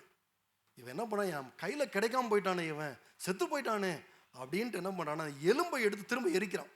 அப்படி அவனுடைய வஞ்சகத்தை தீர்த்துக்கிறான். ஆண்டவர் சொல்றார், நீ அப்படி பண்ணல, அதுக்காக நான் நியாயம் தீர்ப்பேன்றார். அப்போ குறிப்பு என்னன்னு சொன்னா, மரித்தவர்களை அவமதிக்கிறது. when we dishonor the dead, God is not pleased. மரித்தவர்களை என்ன பண்ணக்கூடாது, அவமதிக்கூடாது. அதாவது பாருங்க, இதை இவ்வளோலாம் நம்மலாம் பண்ண மாட்டோம். நிச்சயமாக கற்பனையில் கூட இதெல்லாம் நம்ம பண்ண மாட்டோம். நம்மளுக்கு இதெல்லாம் வராது, சுட்டு போட்டால் கூட வராது இந்த மாதிரி காரியங்கள்லாம். பட் ஆனால் இதில் ஏதோ ஒரு மெசேஜ் நமக்கும் இருக்குது விசுவாசிகளுக்கு. ஒருத்தங்க இறந்துட்டாங்கன்னு வச்சுங்களேன், அவங்கள பற்றியில் தவறான காரியங்களை பேசுவது சரி கிடையாது, ஞானம் கிடையாது. ஏன்னா அவங்க இப்போ வந்து எக்ஸ்பிளைன்லாம் பண்ண முடியாது. அவங்க மறித்துட்டாங்க, அவங்க அப்படி செஞ்சாங்க இப்படி செஞ்சாங்க, என்னெல்லாம் செஞ்சாங்க தெரியுமா, உங்கள் அப்பா என்னெல்லாம் செஞ்சார் தெரியுமா, உங்கள் பாட்டி என்னெல்லாம் பண்ணாங்க தெரியுமா, அவங்க தான் இறந்து போயிட்டாங்க. இப்போ அவங்களுடைய கதை எடுத்து நம்ம என்ன வேணால் சொல்லலாம், என்ன வேணால் பேசலாம். இன்றைக்கி சிலருக்குலாம் தவறாக சரித்திரம் எழுதுறாங்க. நேரு இப்படி பண்ணார், காந்தி இப்படி பண்ணார், என்னமோ எழுதுறாங்க பார்த்தீங்களா. இப்போ அவங்களால என்ன பண்ண முடியாது, அந்த ஆளுங்களை திரும்பி வந்து என்ன பண்ண முடியாது, சேலஞ்சே பண்ண முடியாது. அந்த ஒரு தைரியத்தில் பொய்யெல்லாம் எடுத்து விடுறாங்க. அதுபோல் மரித்தவர்களை குறித்து நம்ம என்ன பண்ணோம்னா கவனமாக இருக்கணும். அவங்க போயிட்டாங்க, அவ்வளோதான். அவங்க என்னென்னமோ செஞ்சாங்க, ஆனால் முடிஞ்சிருச்சு அவங்க கதை. இதுக்கப்புறம் அவங்க கதை என்ன பண்ண விட மறுபடியும் எடுக்கக்கூடாது. நீங்கள் யூத மார்க்கத்தில் நீங்கள் பார்த்தீங்கன்னு சொன்னால், இயேசு வந்து கல்லறையில் வைக்கப்பட்டார், புதைக்கப்பட்டுட்டார். ஆனால் விடைகாலையில் பெண்கள் வந்து என்ன பண்ணுறாங்கன்னா, அவருடைய செத்த சரீரத்தை என்ன பண்ணுறாங்க, தூப வர்க்கத்தினால பூசும்படியாக வருகிறாங்க. they honor the dead. மரித்தவர்களை கனம் பண்ணுகின்ற ஒரு பழக்க வழக்கத்தை வைத்திருந்தாங்க. அதே போல் நம்ம விசுவாசிகள் வந்து மரித்து போனவர்களை பற்றி தவறான வதந்திகளை பரப்பது, அவங்க என்னெல்லாம் செஞ்சாங்க இவங்களாம் செஞ்சாங்கன்னு சொல்லி நம்ம செய்யும்போது, கர்த்தர் வந்து ஜீவனுள்ளோருக்கும் மரித்தவர்களுக்கும் தேவனாக இருக்கிறார். ஆண்டவர் மரித்து போகிறதுலாம் கிடையாது. ஆண்டவர் தெரியும் எது நியாயம் எது கரெக்டுன்னு தெரியும். இப்போ உதாரணமாக ஒரு காரியம், எனக்கு தெரிந்த ஒரு காரியம், ஒருத்தர் வந்து இறந்துட்டாங்க. இறந்த உடனே நிறைய பேர் வந்துட்டாங்க. வந்து என்ன சொல்லிட்டாங்கன்னா, எங்கள்கிட்ட வந்து இவ்வளோ கடன் வாங்கினாரு, எங்கள்கிட்ட இதெல்லாம் எழுதி கொடுத்தாரு. இப்போ அந்த குடும்பத்தாருக்கு வந்து என்ன பண்ணுறதுனே தெரியலை. அதை வந்து மறுக்கவும் முடியல, அதை வந்து ஏற்றுக்கொள்ளவும் முடியல. ஆனால் என்ன பண்ணான்னு சண்டை போடுறான். அவர் சொன்னார், இது கொடுப்பேன்னு சொன்னார், இது இவ்வளோ எங்கள்கிட்ட கைமாத்தா காசு வாங்கினாரு, நீங்கள் இப்போ தாங்க அப்படின்னு மிரட்டுறது, ஆளுங்களை கூட்டுறது, போலீஸ்லாம் கூப்பிட்டு வருது. அப்போ இவங்களுக்கு என்ன பண்ண முடியல, செத்தவர் என்ன பண்ண முடியல, திரும்ப எழுப்பி பேச வைக்க முடியல, போயிட்டார். ஆனால் இப்படிப்பட்ட அநியாயங்கள் நம்முடைய உலகத்தில் நடைபெறுகின்றது. ஆனால் தேவனோ விசுவாசிகளாக நமக்கு, ஆண்டவர் அறிந்த நமக்கு, ஆண்டவர் யார், அவருடைய வெறுப்பு என்னன்னு எல்லாம் தெரிந்து வேதத்திலிருந்து படித்த எல்லாருக்கும் நமக்கு ஆண்டவர் சொல்கிறார், என்னை போல இரு, சொந்தக்காரனை போல இருக்காத, மாமா மச்சானை போல இருக்காத, நண்பர்களை போல இருக்காத, கூட வேலை பார்க்குறவங்களை போல இருக்காத, இந்த உலகத்தில் பார்க்க மற்ற அக்கிரமக்காரர்களை போல இருக்காத, ஏதோம் போல இருக்காத, மோவா போல இருக்காத, என்னை போல இரு. எல்லாரும் எழுமன் இருக்கலாமா? நாம் ஜெபிக்க போகின்றோம். இந்த வசன பகுதியில் ஒரு வார்த்தை திரும்ப திரும்ப வருகின்றதை நாம் படித்தோம். அந்த வார்த்தை என்னட்டு சொன்னால், ஆக்கினியை திருப்ப மாட்டேன், ஆக்கினியை திருப்ப மாட்டேன், ஐ வில் நாட் ரிலண்ட் அப்படின்ற வார்த்தை எல்லா தேசங்களை பற்றி சொல்லப்படுகிறது. அதாவது ஆண்டவர் நிச்சயமாக இப்படிப்பட்ட காரியங்களை அவர் கணக்கு கேட்பார் என்பதுதான் அதனுடைய செய்தியாக இருக்கின்றது. நண்பர்களே, சகோதர சகோதரிகளே, விசுவாசிகளே, தேவ பிள்ளைகளே, ஆண்டவர் மனிதர்களை தம்முடைய சாயலில் படைத்திருக்கிறார். தூதர்களை காட்டிலும் சற்று குறைவாக தான் கனத்தோடு ஆண்டவர் வைத்திருக்கிறார். இந்த மனிதர்களை நாம் எப்படி நடத்துகிறோம் என்பதை கர்த்தர் பார்க்கின்றார். God has created every human being in His image, in His likeness, and God has only created them little lower than the angels. God really honors every human being whom He has created, and we have the choice to either respect them, honor them, give them the due honor, or just behave like everybody else in this world. But this is the message this morning. We need to be careful in our relationships with human beings. மற்றவர்களோடு உள்ள உறவிலே நாம் கவனமாக இருக்க கர்த்தர் நம்மை அழைக்கின்றார். அதை நியாயம் தீர்க்கிற தேவனாக இருக்கிறார். ஒருவரையும் துன்பப்படுத்தாமல், மனிதாபமற்ற முறையில் நடத்தாமல், உடன்படிக்கை மனிதர்களோடு பண்ண உடன்படிக்கையை மீறாமல், ஓயாத கோபம் கொள்ளாமல், இரக்கமுள்ளவர்களாய் இருந்து, கொடூரமான வன்முறைகளை செய்யாமல், மரித்தவர்களை கூட அவமதிக்காமல் இருக்க ஆண்டவரிடத்திலிருந்து இந்த வழிகளை கற்றுக்கொள்ள கர்த்தர் உதவி செய்வாராக. பேசின நானும் கேட்ட எல்லாரும் அநேக காரியங்களில் பலவீனமாக இருக்கிறோம். ஆனால் நாளுக்கு நாள் நாம் தேர வேண்டும், நாளுக்கு நாள் வளர வேண்டும். ஆண்டவரை பற்றி அறிந்து கொள்ள நம்ம இன்னும் மாற்றிக்கொள்ள வேண்டும். கர்த்தர் நமக்கு உதவி செய்ய இந்த வேளை நம்ம ஜெபம் பண்ணுவோம். துணை வேண்டும் தகப்பனே, உலகில் என்னை எதிர்க்கும் சக்திகள் பல. துணை வேண்டும் தகப்பனே, உலகில் என்னை எதிர்க்கும் சக்திகள் பல உண்டு. என் ஜீவன்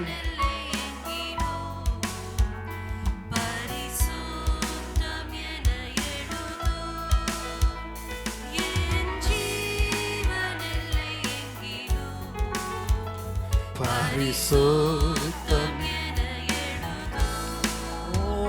பாரும் தந்தையே, எந்த உள்ளத்தை காணவுள் அலங்கோலத்தை பாரும் தந்தையே, எந்த உள்ளத்தை யாரும் காணவுள் அலங்கோலத்தை மனம் நொந்து மருளுகிறேன்.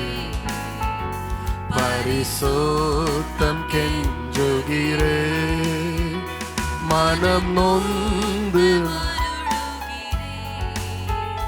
பரிசுத்தம் கெஞ்சுகிறேன்,